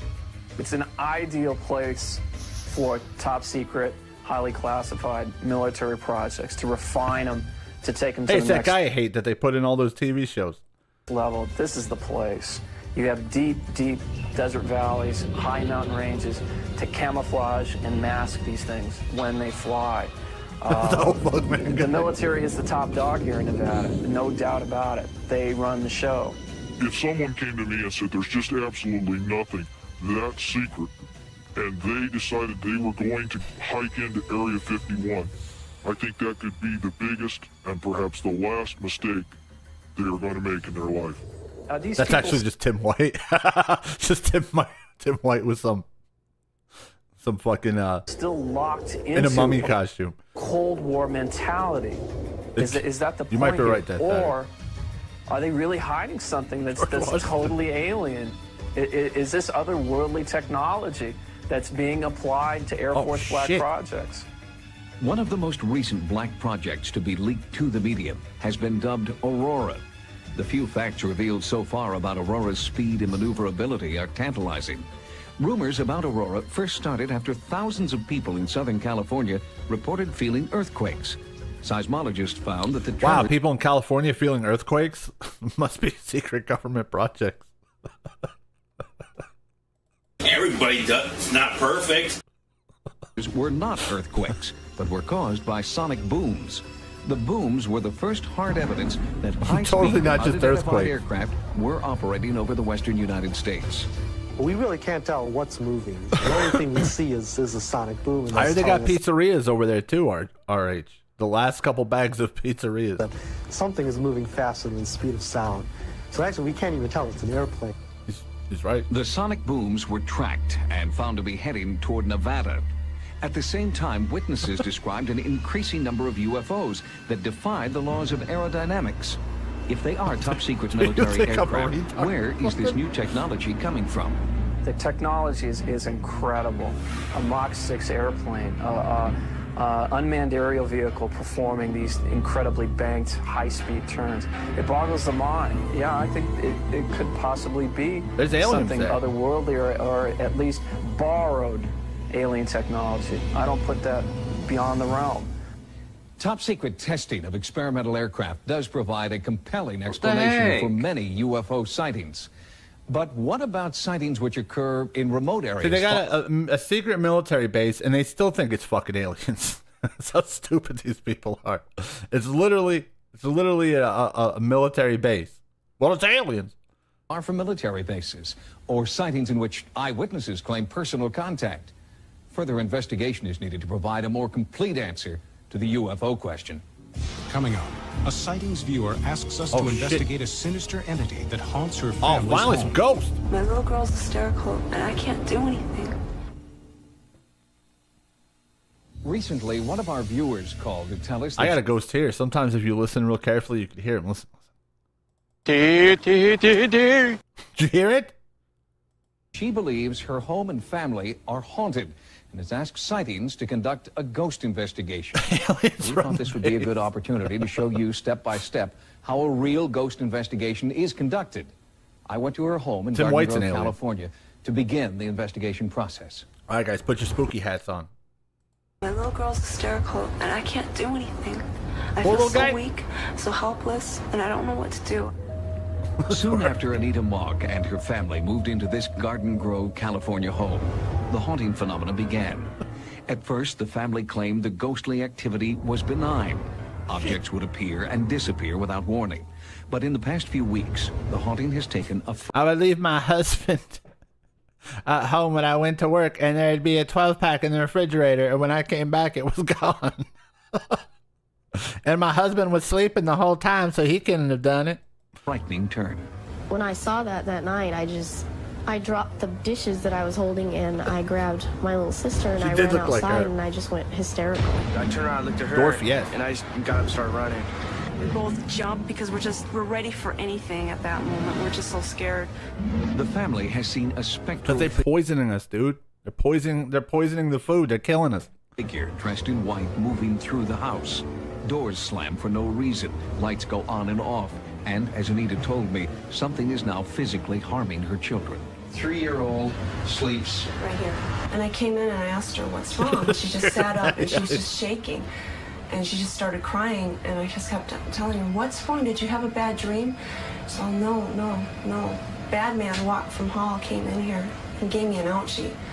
You know. What did she mean gave her an ouchie? That meant to her that he hurt her. No physical effects could be seen after the daughter's frightening experience, but psychologically, the haunting has certainly affected everyone. Tell us what happened on that night when you saw something in the kitchen. It looked like something was staring at me, and all I Well, noticed. what did you see? I noticed what? something I was. saw floating teeth and eyeballs. And next thing you knew, my silverware and TV were gone. It's a ghost. It was wearing white, and it was Our peeking precious around the life. door, and it had like its hand I on never- the hey, door. I never ate one motherfucking Lunchable in my life. daughter because she was afraid to look up at it. She was afraid it might. I'm gonna put that on my tombstone. Never ate a Lunchable. Solid. She was afraid it was going to come out and get her. And I ran out. I went out in the backyard, and Anita was out there, and I started crying, and I couldn't stop crying. In desperation, the family asked a Catholic priest to bless the home in hopes that it would drive away the entity. Ghost show mode. But it's still here, and I don't know what to do. I mean, what do you do in a situation? I don't know. You can cry about it, puss. Yes. Give up, nerd. This when a little girl is scared to death and you can't comfort her. I don't know what to do. We've asked Lloyd Auerbach, the director of the OPI, the Office of Paranormal Investigations, The Office of Paranormal Investigations. Guys, we got another case. Yes. Get in the car. conduct. You got to crank the front of the car to get it going. Investigation. Let's go, guys. Lloyd Auerbach, welcome to Sightings. Thank you, Tim. It's good to be here. Typically, what would be your first step in an investigation? The first step in any investigation is always going to be witness interviews, and we'll try to do other things such as go through the house. They got to push him. They got to push him down the hill to get the car started. Push me down the hill. Let me get going a little bit. Which is very typical, with a map, a floor plan of the house, and try to pin down where things have gone on within the house. And they have the with a most couple lead? of the witnesses. And we also walk through with our tri-field meters, which measure magnetic fields, among other things, to try to determine if there's any sort of correlation. Do you have any hunches, Lloyd, about what might be causing a haunting phenomenon in this case, if there is one? My hunch is this is probably a poltergeist case where we might have some things being moved around by someone or the whole family using mind over matter ability, and there might be an overtone of an apparition. That has happened in a number of cases where literally some suggestion that there might be a ghost there has caused people to see it. Lloyd, what is it that interests you about this particular case? Nothing Probably really. the most interesting thing about this case is that it is a mixed bag, that we have physical object movement, plus we have an apparition being sighted.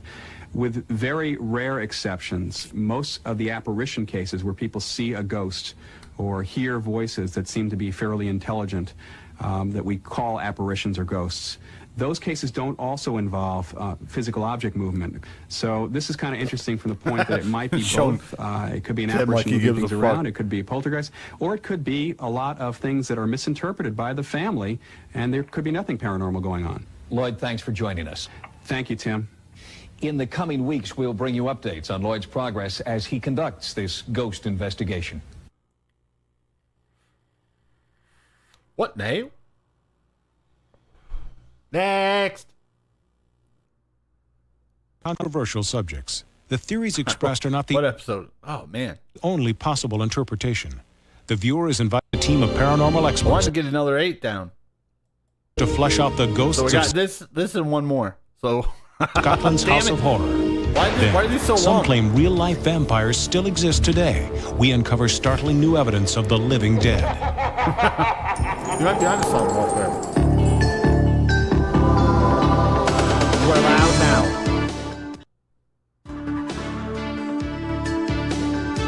Vampire.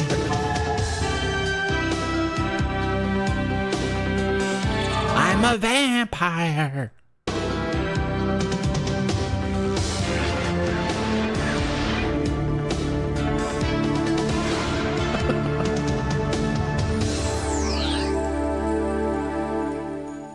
Whoa, Welcome to a special Halloween edition of Sightings. I'm Tim White. Tonight, you'll meet real-life vampires and modern-day Tim, I don't like the color of this suit. I'm just witches letting you living know. right here in the United States. But first, Sightings travels to Stirling Castle, Scotland's reputed House of Horror. This Scottish castle is rumored to be the most haunted place on Earth. Oh, shit. It's a fitting beginning, since the origins of Halloween can be traced back to Scotland in the 3rd century. Scotland, Ireland, and Great Britain were A home land to the full of alcoholics. Druids, an ancient people who began the celebration of the holiday we now call Halloween. The Druids believed that Halloween, actually New Year's Eve by their calendar, was the one night of the year when spirits, both good and evil, I were wasn't allowed digging the suit. to roam the earth. You're out wandering around on the night on Halloween when the dead are coming back from the grave. you don't want them to recognize you because they might do something to you or they might take you back with them. They might touch my wiener. Good spirits were welcomed into Druid homes with treats. The evil spirits were bonfires and frightening masks. Later, jack-o'-lanterns were used to keep away evil spirits, but these talismans aren't always successful. At Stirling Castle in Scotland, more than 1,000 people a year report seeing and feeling evil spirits, and not just on Halloween. In fact, since Stirling Castle was first built to defend the Scottish countryside in the 15th century, countless eyewitnesses have reported seeing ghosts, evil spirits, poltergeists, and demons. I saw a shadow, no face, just a dark shadow in the corner. When I looked back again, there was absolutely nothing. I've been walking around there at night and I felt a presence. I felt someone behind me. Wasn't exactly on the ground. She was kind of floating, but she had her face away from me. It definitely was a woman. She wouldn't lie to you. Very scary. Makes you cold. I know what I saw. Hey guys, you want some free drinks tonight? Tell me some ghost stories. Hey, you, each one of you tell me a ghost story and I'll get all of you hammered tonight. Okay. The best known ghost in Stirling Castle is the Green Lady. Just go to Scotland and buy drinks and you'll get any story you want. And she is said to be the spirit of a servant maid who saved Mary Queen of Scots from death in 1661 when the bed curtains caught fire from a naked flame, a candle held beside the bed. Her spirit is said still to haunt handle those accents. Stirling Castle today. What we saw just at the corner of the graveyard, up at the foot of the castle wall, was a lady dressed in green. It seemed to be glowing. There were 7 or 8 of us ran Green up ass Bill. to see what was She-Hulk going ass on. Bill. I mean, covering 25 yards. There was nobody in either direction. I can't think of any other castle who actually has a photograph of one of the ghosts. And we have a photograph of we a got Highlander pictures, bitch. marching out of the castle. And you can see straight through him as he comes underneath the I don't see anything. We sent the. Oh, there he is. I see him. I see a foot. And it was tested, and it wasn't a double negative. Hadn't been superimposed on top of it or anything. Oh, come on. What is that? What is that? Overexposure or whatever it's called? So that's why we believe it was actually a picture of the ghost. Trying to make contact with ghosts at a site such as Stirling Castle can be approached in several different ways. The Green by Phantom. both scientists and spiritual. Green Phantom. Comes one Halloween costume for the last 10 years. We brought 2 separate investigative teams to Stirling, each operating independently, but both with the same end in mind. Tangible evidence of at least some of the 100 ghosts rumored to live here. Don't tell them. Don't tell them to tell you ghost stories. They won't shut the fuck up, and they'll want you to buy them drinks. Internationally respected psychical researcher Tony Cornell came to Stirling from Cambridge, searching for scientific evidence. One thing about the whole psychic field is it's full of contradictions. You can go to one case and say, oh, this is absolute rubbish. This is imagination. This is nonsense. You go to another one and you get a pearl of information. You say, we can't ignore this. So I should think, really, I'd say there are such things as ghosts. I've never seen one. I'd very much like to see one. Perhaps I might see one tonight. You never know. No, you won't see shit. Tony Cornell asked London's premier spiritualist medium, Glyn Edwards, to help him choose a good location for an overnight surveillance. There's something here. There's definitely something here. Here? What about... Oh, shit, they're going to find it. They're going to find the ghost. Not so much here. Not so much here. When we go out on an investigation, the kind of equipment we're taking is purely simply to confirm the physical presence of it. Is it in the mind of the person, or is it a real physical object? So we're going to get to the bottom of this. We take equipment that will record any changes in the physical environment. Sound, sight, heat, geomagnetic changes, any form of electrical change, because we don't know what makes these things occur. So we want to know, if we leave this stuff behind, do ghosts then appear, or do they only appear because there's a human being there? Well, this is the kind of thing we want to confirm with the instrumentation.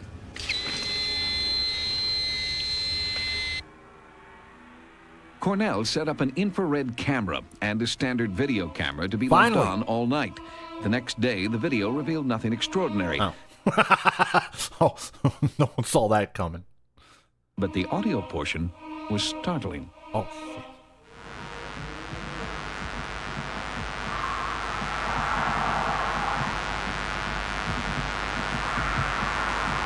Okay, dude. Okay. You totally weren't playing some tape on the other side of the room. You asshole. No one was in the castle. Wait, can we...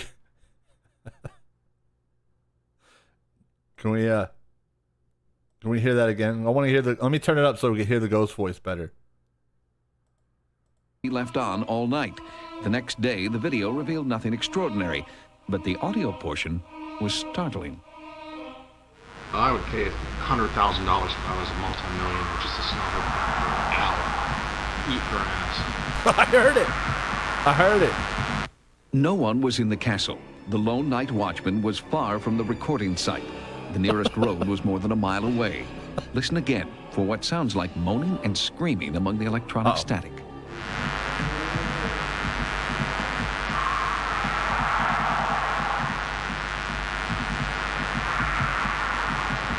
Could these be... Can I hear that again? Screaming among the electronic static. Fuck you, Doritos. Stay out of the fucking fridge. I heard it. Could these be the ghostly voices of Stirling Castle's tortured dead? 2 days after the haunting sounds were recorded, sightings brought in a second team, comprised of psychics and headed by paranormal researcher Malcolm Robinson. They hope to find additional evidence of ghost activity. Big Malk is going to Their get to the bottom of investigation this. took place near the recording site in the castle's old prison, called the Toll Booth. We go along and investigate these cases, speak with the people involved to ascertain if indeed there is something of a psychic nature happening. This group of psychic investigators uses a controversial and often dangerous technique called spirit rescue. In a rescue, the psychics attempt to become temporarily possessed by any spirits that may All right, so get ready for some bad acting. be present. They believe the tortured spirits inside them can then be released into another dimension. On this night, world-renowned psychic Rosemary Todlin claimed one ancient tortured spirit had entered her body. They were attacking me. They were bringing me back. They were attacking me. They were bringing me back. Rosemary appeared to be speaking as a centuries-old prisoner who had been tortured in Stirling Castle. While she was in her trance, other psychics attempted to liberate the supposed spirit from her. Bad acting. This is like something what Ghost Adventures, that douchebag from Ghost Adventures always did. And I'm ridded from the possessed. castle.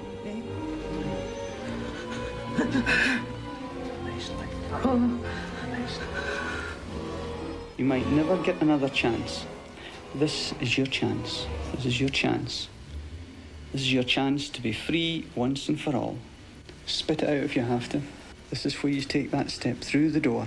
A bigger door beyond even that. A much greater door, filled with light. That I actually felt escape. I felt it physically and I felt it emotionally. And the pressure began to just Ghost evaporate Adventures. from me. Do you feel that the spirit has been released Because you then can just make it up, you know what I mean? You don't need proof. No proof needed. Just act like a retard. from this room? He's no longer here as far as I'm concerned. So you're I quite act- sure of this? Yes. Yeah. He wanted out, and he got an out. He got that door that They he wanted. fixed it, guys. Yeah. There's no way he'd come back here. We know there were torture chambers in the toll booth. And indeed, if they followed the practice of the country at that particular time, and indeed over many, many years, then there's no doubt there were thumb screws and practices within that toll booth to force confessions. It's like, all right, can we just drink now, dude? Can we just fucking drink? We played your fucking game. Make with the beers like you promised. The unfortunate inhabitants. I think what we've had here is a little bit dubious. This guy, too. I mean, I get the feeling of, no, it's too melodramatic. He's right. Sincere, yes. No. But I don't think it was correct. He's right. But that's not saying that there aren't things in Stirling Castle. Of course there are, because many sane and sensible people have walked around and seen these things. There may be conflicting views on the merits of spirit rescue, but Malcolm Robinson and his team of psychics believe that there is now one less ghost in Stirling Castle, that they have relieved the suffering of one tortured spirit in Scotland's House of Horrors. Coming up next, some claim real-life vampires still exist today. We uncover startling And those new people are retards. evidence of the living dead. And later, a revealing interview with a modern-day witch. On Halloween, the streets are filled with... Is she goth? Ghosts and goblins and vampires. But Sightings has discovered that at least some of those vampires aren't out there dressing up for just one holiday. We found people who are so obsessed with vampires that they've chosen to live as though they are real-life vampires. But they aren't real-life vampires. They're real-life retards. Do Does she have big boobs? That's a good really question. exist? Bela Lugosi's theatrical vision of the vampire debuted in the film classic Dracula. Lugosi is the most popular image that we have of the nocturnal beast that preys on the living. Our reaction is a mixture of fascination and revulsion as Dracula thirsts for human blood. Let me live, please. Fuck you. Torture me, but let me live. Bram Stoker's Dracula from Francis Ford Coppola is the newest of nearly 2,000 Dracula movies produced worldwide, evidence of our continuing fascination with the undead. The undead would be someone who is pronounced dead, and at certain times the dead corpse reanimates and goes out with a thirst for human blood. A thirst? Recent studies by researchers at 2 major universities in the United States show that nearly half the adult population of the United States believe that the world of the undead, in some form, is real. And that same research shows that our obsession with vampires is rising dramatically. No, it's not. The vampire represents the darker side of human instinct. The vampire represents the semi-animal-like quality that is part of our nature, but which in the cultural process of growth and development, we have had to forego. Shut up. Ordinary people go see vampires because they identify with a certain collection of characteristics that they don't live out, but which are ignited in what we would call their unconscious. The Dracula character in Bram Stoker's novel was based on the 15th century Romanian... This show is so bad. warlord I remember Vlad the liking this Impaler. show. Stoker took the ancient myths about this notorious killer and added elements of the supernatural. Rosemary, the historical Vlad the Impaler, he was not a vampire. Vlad Tepes was not a vampire. He was a real person, a 15th century Wallachian warlord who was a very cruel and despotic man. And Bram Stoker took him as the historical model for Count Dracula. There's only one existing account of him drinking blood, and it was the blood of one of his impaled victims. So this does not make him a vampire. Do you really believe, Rosemary, that there are vampires? No! Vampires? Please say yes. I do believe in the possibility of real vampires. I would What the hell's wrong with you, lady? call a real vampire a non-physical being, perhaps the spirit of a dead or some other kind of being that would attack the living during the day or the evening. How much did they pay you to say this? No way you what we believe would this call shit. a biting poltergeist. Around the world, there are many cultures that believe that there are individuals who can fly out at night in some form. There is certainly a possibility that there are many other forms of energy, many other forms of power that we just don't understand, that may form the basis of the vampire legend and may actually form some kind of power for real vampires. As people grow more frightened, and as the normal... Frightened? Who's scared of vampires? Structures of life, society, economics... This show is exhausting. ...become more uncertain. I'm People exhausted mentally. get very I fascinated am mentally exhausted. by the supernatural. And I would place vampires in a class like that. Sightings Well, I has put you in a discovered special ed class, subculture dude. of people who worship and emulate the vampire lifestyle. Hanford. Are these self-proclaimed What a vampires dork. true devotees? Whoa. Or do they merely have a morbid So let me fascination guess. This stupid movie paid him some money to show clips from it. with death? There's a growing Must body be of coming out on evidence to tape or suggest something. that these modern-day vampires may do more than simply pose as blood-drinking members of the undead. I believe in another type of vampire I call the living vampire. They'll go around attacking people, biting them on the neck, and drinking their blood. It's Fox. And my way of makes thinking, they're sense. every bit as dangerous as the old legendary type vampire. In Chicago, Sightings met one member of the vampire subculture. I hate that fucking movie because I bought the Super Nintendo game because I remember seeing the commercial for the Sega CD game. I'm like, it's got to be the same thing, right? No, I mean the Sega CD game sucked too, but That one was really bad. The Super Nintendo Dracula game. He is a I'm still mad about vampire. Most people consider me a vampire because I'm a blood drinker. No, they consider you a cocksucker, dude. You don't suck blood, you suck peckers.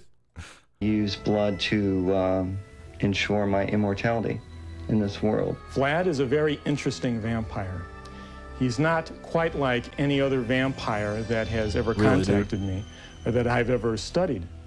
Vlad believes that there is a special I'm still mad, dude. I'm still mad. Kind of reaction he gets from that game fucking was terrible. Amounts of blood that he takes. Blood is has a lot of powerful symbolism and has since ancient times. It's the life force, and anytime you consume the life force, then you enhance your own vitality. And blood also has an erotic aspect to it as well. Does it? I feel who? Vlad may very well be getting some kind of special insight, some kind of special feeling from blood. Did any of the people you spoke with claim to be dead people who were kept alive by drinking blood? None. In fact, almost all of them apologized for not being dead. Vlad's lifestyle may seem more... He's a real vampire, guys. If that guy did that in front of you, how quick would you break his neck?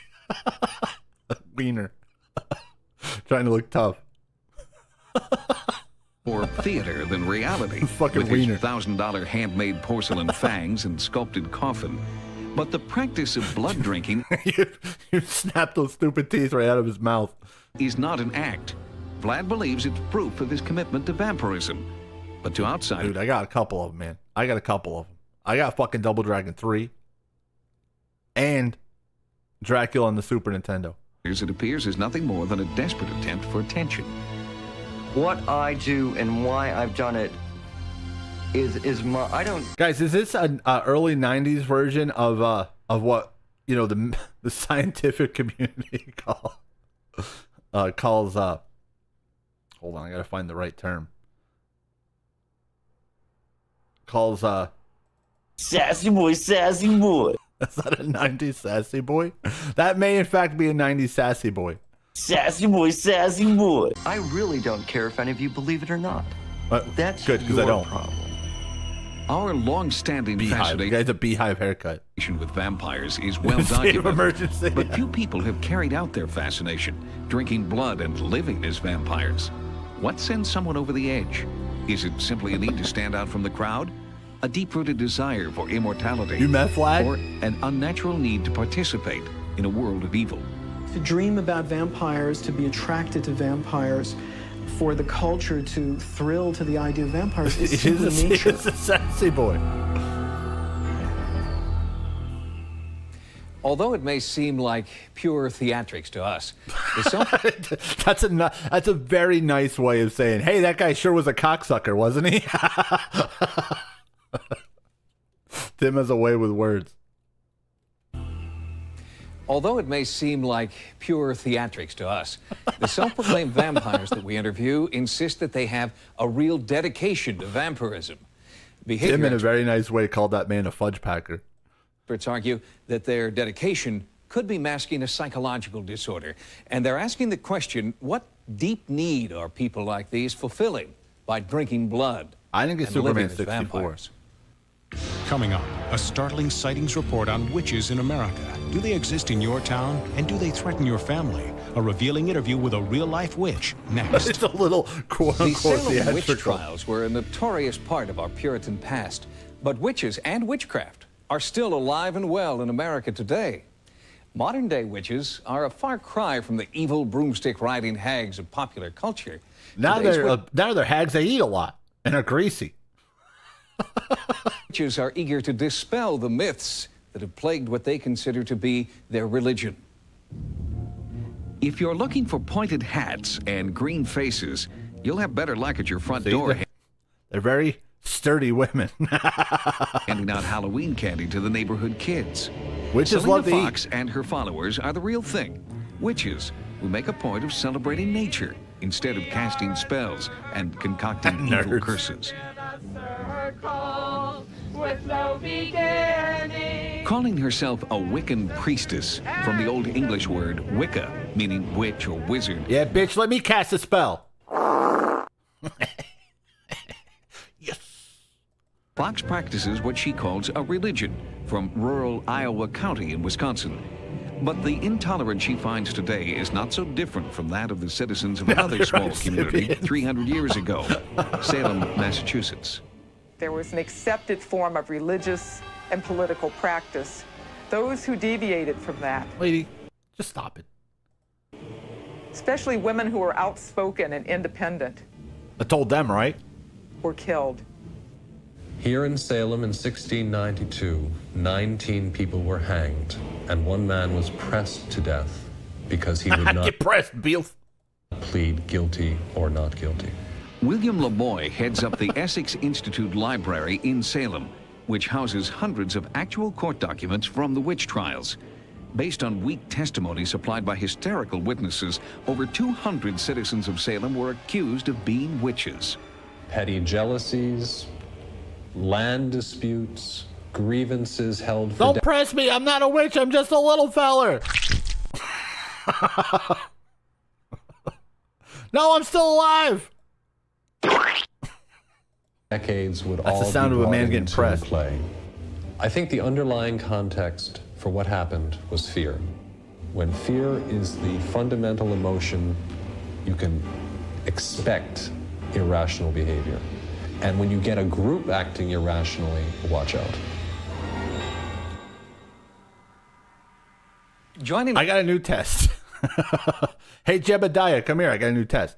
Now, if you rail this guy in the ass, and if he says, fuck my ass, nigga, then he is a witch, and you are free to kill him. All right, go ahead. He's a witch! He's a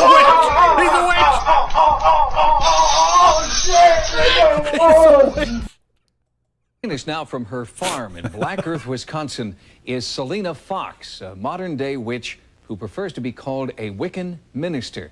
Selena, welcome to Sightings. She is a Wiccan Thanks, minister. Tim. Happy Halloween. And happy Halloween to you, too. Selena, do you mind being called a witch? I've used the word Witch don't bother me, but retard hurts a lot. to describe myself and my practice of Wiccan spirituality, but I also use some other terms that are perhaps more specific about what I do. Wiccan minister is one, nature priestess If you could be is a witch, you could at least slut it up a little bit. I don't think that's asking too much.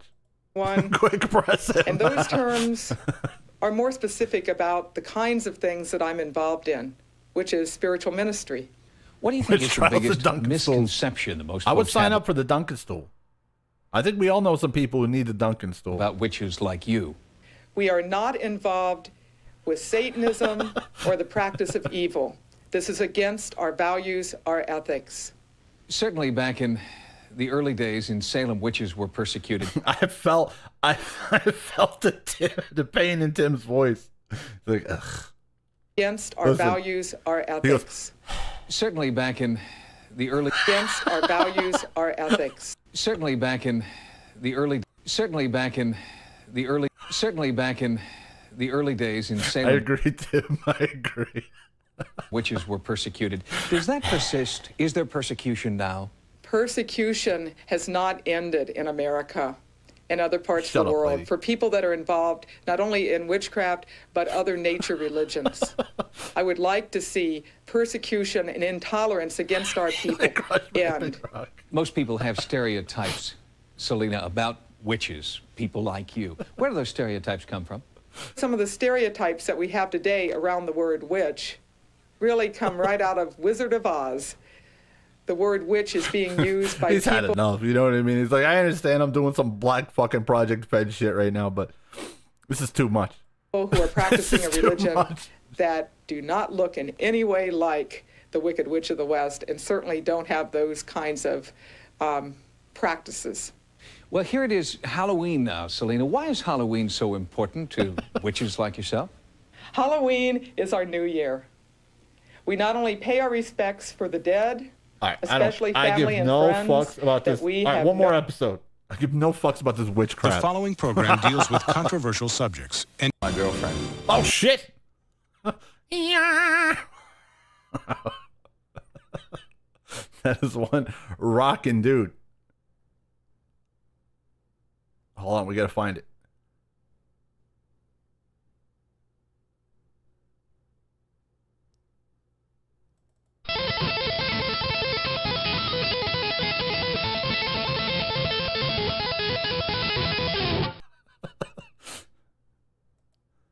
Epidemic of evil. I did not kill my girlfriend. My master Satan did. From possessed killers to satanic rituals. Did you ever kill? Yes, I had to kill a number of people. Then our special ghost investigation uncovers a sinister poltergeist terrorizing a California family.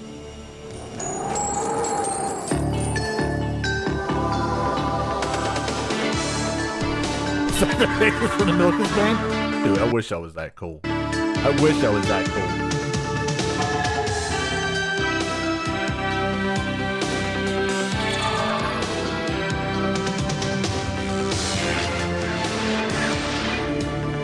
Yeah, it was easy to take soccer mom's money. It was easy back then.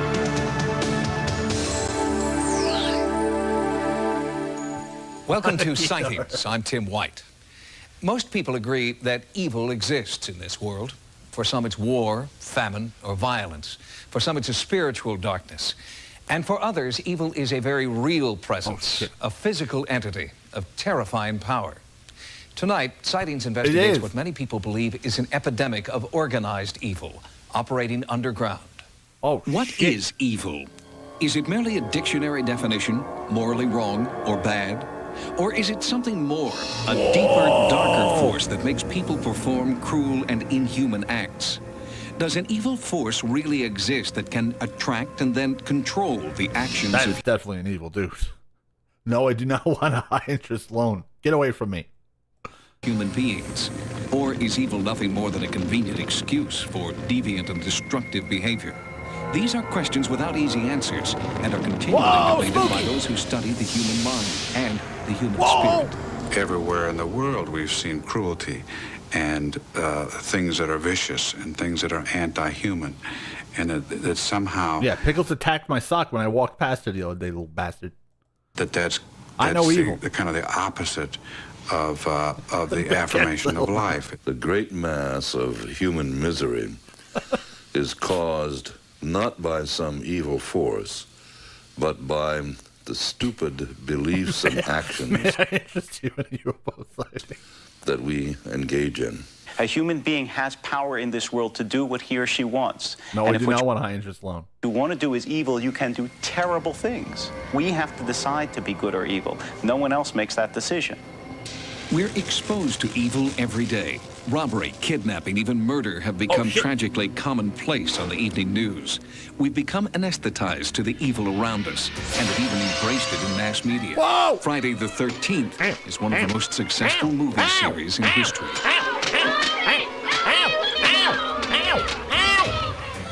The evil Freddy Krueger has even become a folk hero. Freddy Krueger? But then there is evil that will never be trivialized in media.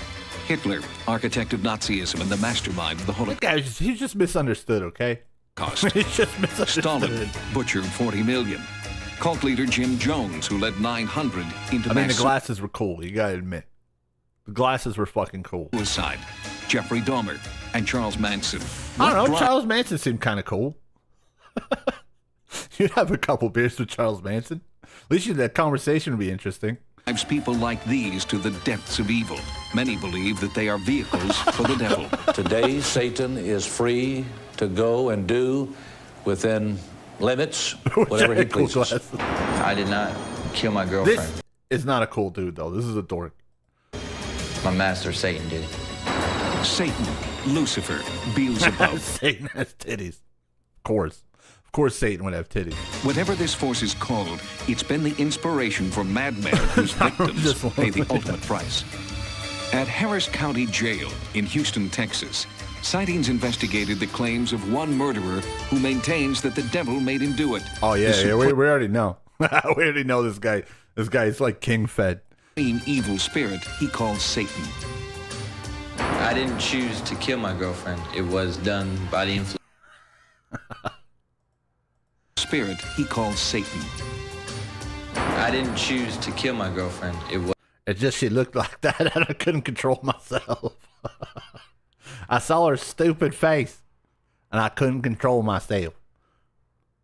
Was done by the influence of the demon. I believe that Satan wanted her to die. April 20th, 1991, while Angela Singer, a known prostitute, was out working, David Trevillo... What a treat. I don't know. How many dollars would you give this bitch? $3.50. Nicknamed Damien, was in this motel room conjuring up what he believed to be the devil. I started uttering an incantation to loose a fuge of hell. I felt him enter me. I went into the spirit world and brought it back out with me. I started speaking in tongues I didn't understand. When my girlfriend came back, she got cold chills as soon as she walked in the door. David Trevillo stabbed Angela Singer 39 times and insists that demonic supernatural forces were at work. But is that a defense anyone is willing to accept? Clinical psychologist Ralph Underwager believes there is nothing paranormal. Well, that's including the tip, you know. About Trevillo's heinous acts. No, I would never deny that Satan exists. What I would deny most vehemently is that he has any power whatsoever. Shit, dude, she just might move in. To control or to direct or to possess human beings. Don't blame me. The devil made me do it. And that is pure, plain, unadulterated balderdash. Yet law enforcement agencies nationwide, from the largest metropolitan areas to the smallest precincts, report that they are encountering what may be an epidemic of evil. For many of them, the concept of Satan is very real. It's like you or I would believe in God. They believe in Satan. And some officers don't believe it. It's just ghost Yeah, I admit, that's a sweet carouse. stories to them. I myself, I've personally seen cases. It's not only a local problem for a small department such as mine. It's a national problem. David Trevillo may not be the boy next door, but is he the servant of a greater evil he calls Satan? Whatever the cause for his actions, Dude, you know he got his cheeks pumped out as soon as he... Oh, you got nice long hair, man. Shit. You killed your girlfriend, man? Well, you gonna be my girlfriend now, man. Now a convicted murderer sentenced to 40 years to life. It's not the fault of illness. It's not the fault of Satan. It's the fault of the human heart. As horrible as Trevillo's crimes may be, You know, balderdash needs to be used more. there are people who believe there is another, even more sinister kind of evil. Groups of people who gather for the purpose of performing brutal, international sadistic banking rituals system. in the name of the devil. Despite the testimonies of victims, many people still don't believe devil worship takes You got place. nice hair Instead like of a listening to Beals. the victims, they want proof of satanic sightings. You got a nice ass What's your like a situation? Beals?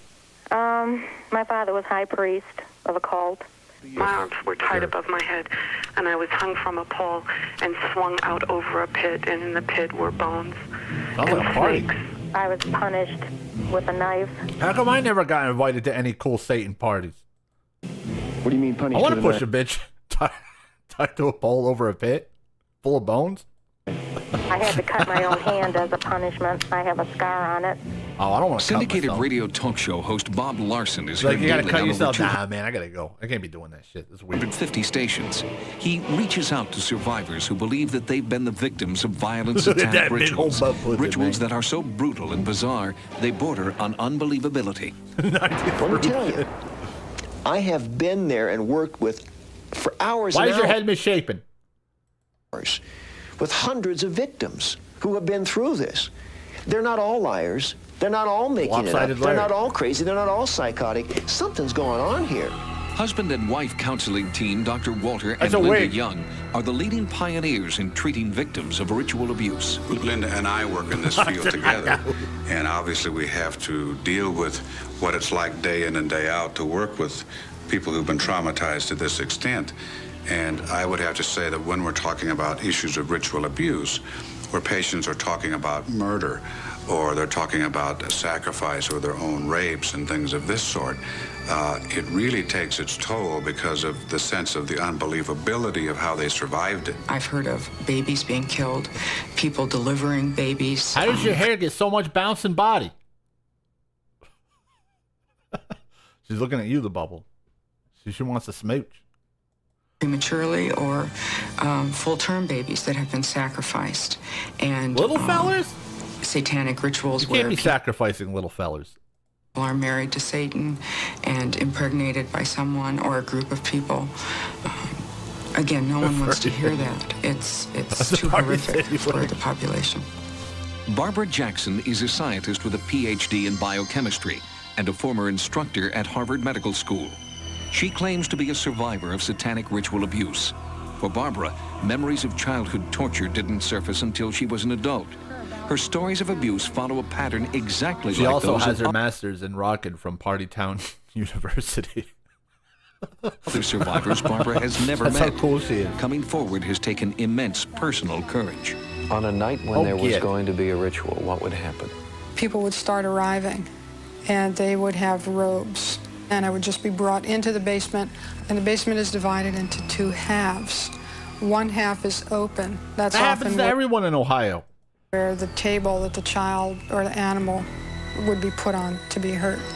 I remember one time being put on this table that they were using, and they would hurt me with a metal crucifix. What is evil for you?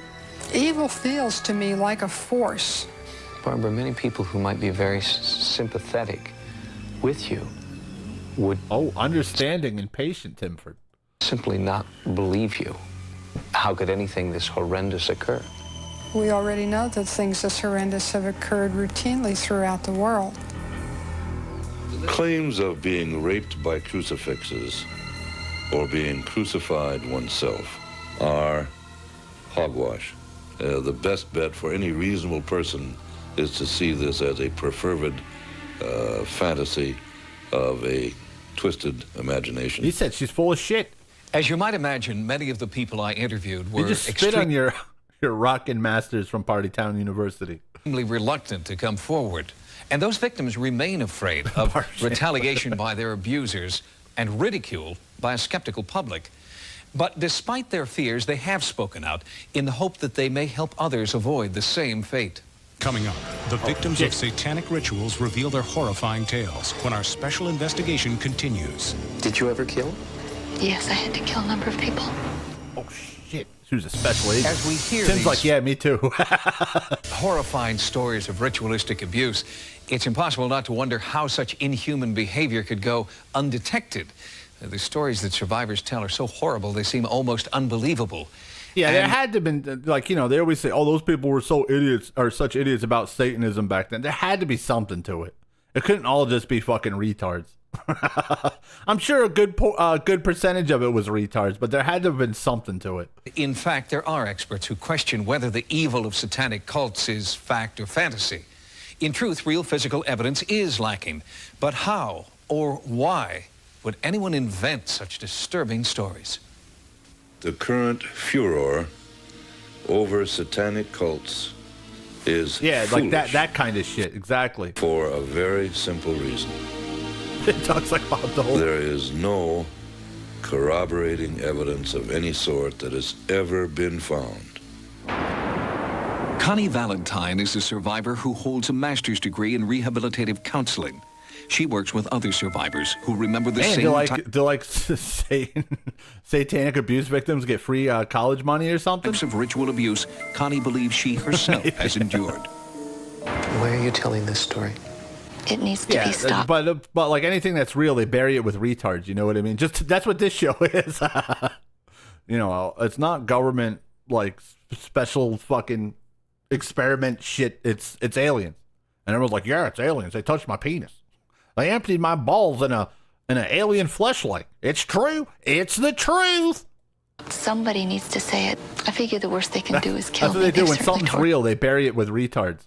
Tortured me an awful lot, and dying doesn't frighten me anymore. Did you ever kill? Yes, I had to kill a number of people when I was young. Except vampires. That's total bullshit. How did you do that? I had to put knives in their stomach. Oh, shit. Many times they would put their hand around my hand. And they That's would, what I'm saying. That like if there's a truth to something that they want buried, they cover it with retards, saying like Smurfs, like the Thundercats were satanic, you know, or cheesy heavy metal music, you know. put the knife in and Yeah, let they me made know it a that joke. They This was turned it my into a joke. fault. Was someone or something always killed? Almost always. What is evil to you? I always used to think that Satan was a figment of somebody's imagination. The more survivors I talk to, the more people are reporting Or something else got eaten by a shark? witnessed that entity in their memory. An evil entity, an evil force. Like Occupy Wall Street was wrecked by a person named Ketchup. Survivors believe they've experienced that force firsthand. But while there is a frightening similarity to stories from people who have never met, an argument can be made for the persuasive power of suggestion.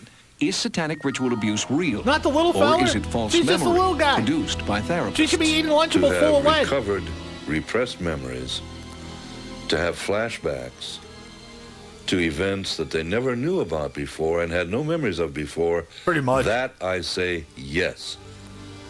Indubitably is a This guy should be reviewing cereal on YouTube. false memory. They're and satanic? that those events never occurred. I think we're training more and more therapists to know how to treat these people. Is that why I never had to pay for Face Off?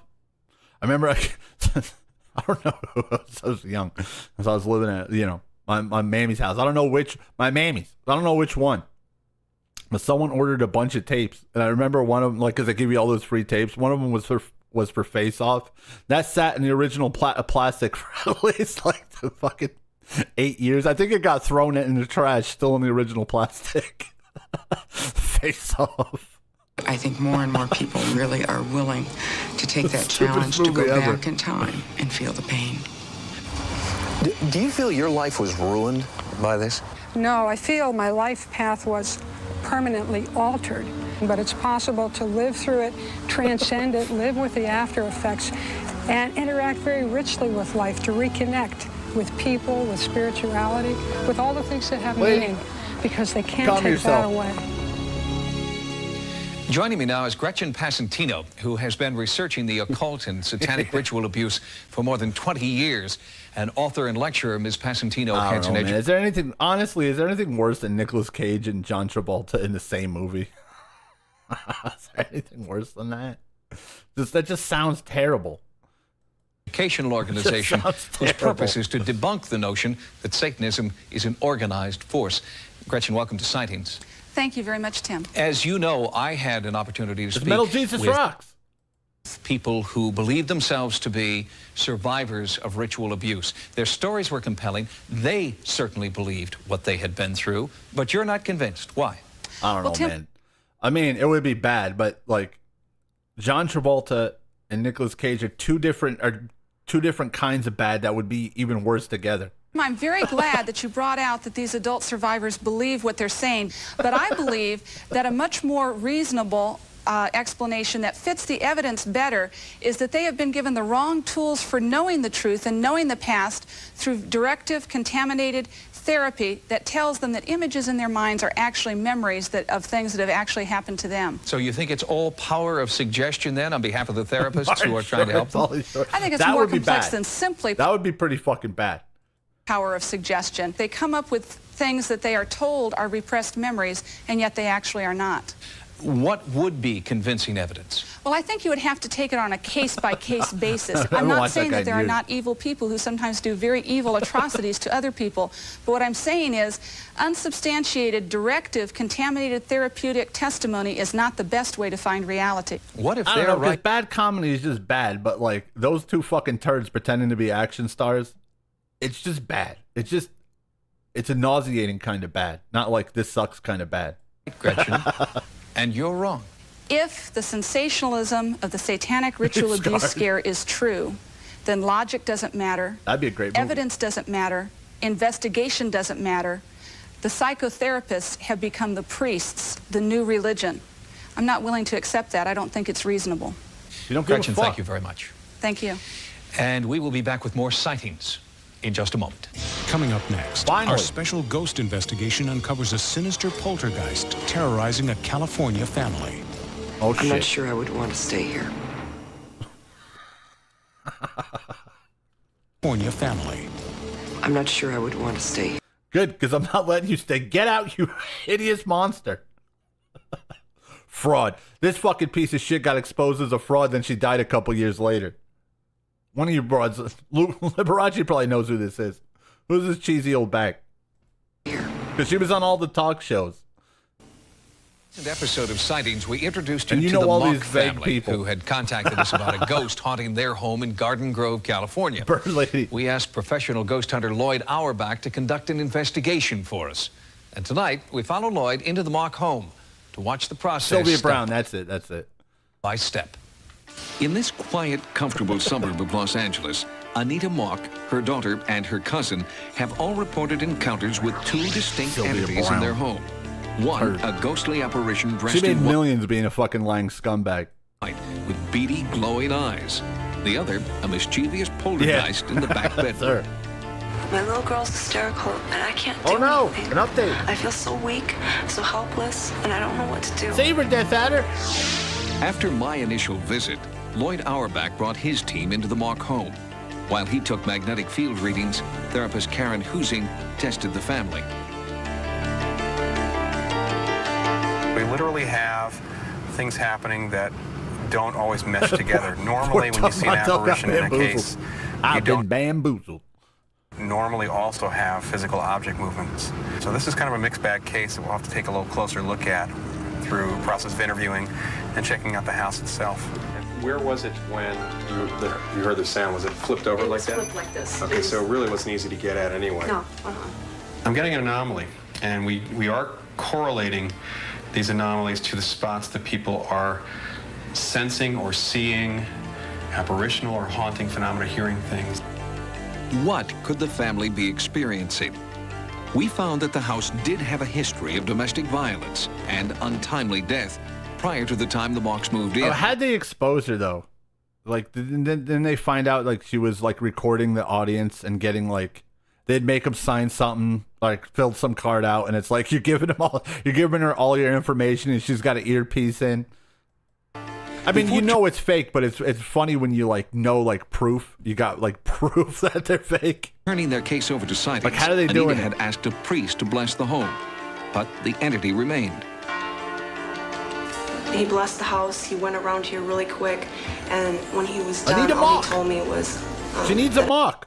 I need to go back to church. In addition to Auerbach's team, we asked psychic Sylvia Brown to record her impressions of the She house. told the woman that her Sylvia dad was her had biological strong, father. unsettling feelings. Yeah, see, this room also has, Anita, some activity. When I first came into the house, I felt this tremendous amount of violence, physical violence. Well, I think what they do is like they make you fill out a card and like give all the information, like what you want to know about, and then they have microphones in the crowd, and they just someone tells her through an earpiece, like, all right, that's a good fucking rube there, get that one, you know? Glass cracking, noise. Yeah. Then there's a murder, a killing. Yeah, I know blood. the one guy was caught doing that. What is it, that Edwards guy? Was that his name? Something like that. He was a douchebag who had a show in like the 90s. Somebody's face. Yeah, John slashed. Edwards. Yeah. Yeah, punk rock. Remember? Here He got of caught doing the layer same upon thing. layer of poltergeist, haunting. I'm not sure I would want to stay here. But there are people living here, and they don't want to be forced out. In addition to the poltergeist activity, they're still plagued by encounters with the apparition in white. It was wearing white, and it was peeking around the door, and it had like its hands on the door. She grabbed my daughter because she was afraid to look up at it. Right. She was afraid, because it looked solid. She was afraid it was going to come out and get her. And this is the very spot where Heather said she saw the ghost. So normally, what this house is reading is 1 milligauss, normally. But this is going up as high as 2.5 milligauss and 3. And that's, Oh shit! It went up 3 milligauss. Almost triple what you're experiencing the rest of the house. Lloyd's magnetometer measures the level of electromagnetic energy in milligauss. Do the unusually high magnetometer readings he's getting here explain why apparitions, poltergeists, slamming doors, and spinning clocks It goes up by the toilet. It just keeps going up. The closer I get to the toilet. have all been reported in the house? Or does an answer lie in the minds of the family? In a state of deep relaxation, Heather Guayedo recalls the apparition under hypnosis. This entity that you have seen in the house would like to invite him to join you so that we can communicate. Ma'am, can I check your underwear drawer for evil spirits? Ma'am, I'm going to need to check your underwear drawer real quick. I think he's here. Is there something that he wishes to communicate? That he's not trying to hurt me or my family. Does he know how he died? He said he doesn't like to talk about it. Is there anything else that he did that he could tell us about? He said he's sorry for hurting Amanda when he tried to pick her up. We just Man, can you put your can you put your legs behind your head? I mean, I guess, but why? No reason. Hey, let me check your undies for ghosts.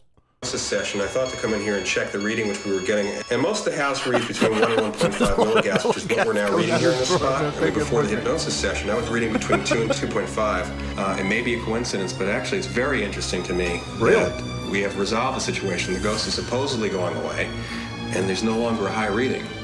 Since our first report on the Garden Grove haunting, another viewer called the Sightings Hotline with an important new lead.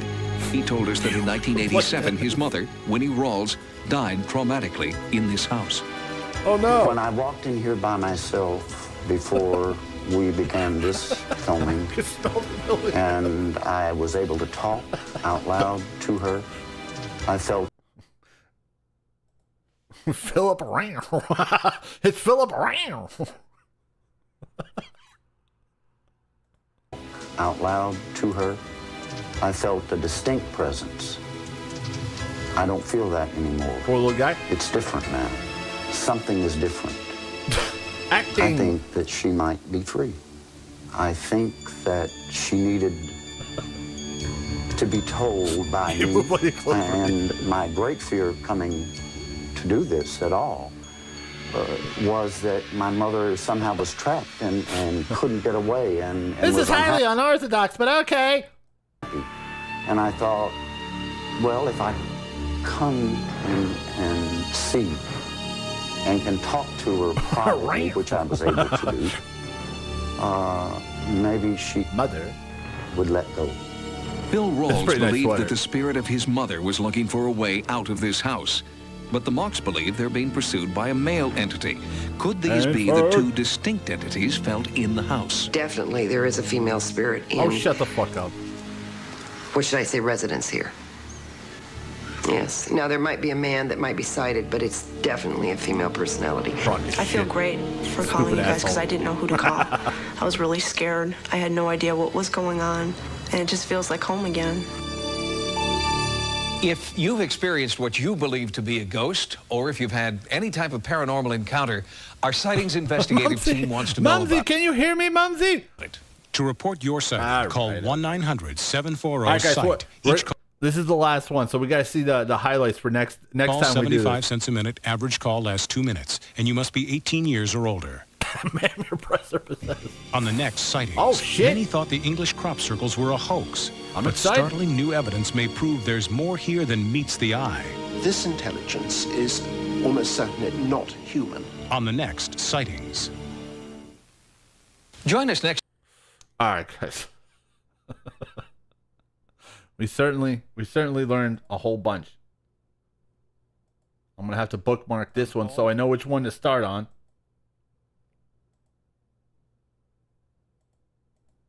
There we go. All right, guys. Thanks for watching and all that horse shit. And I'll see you Friday or something.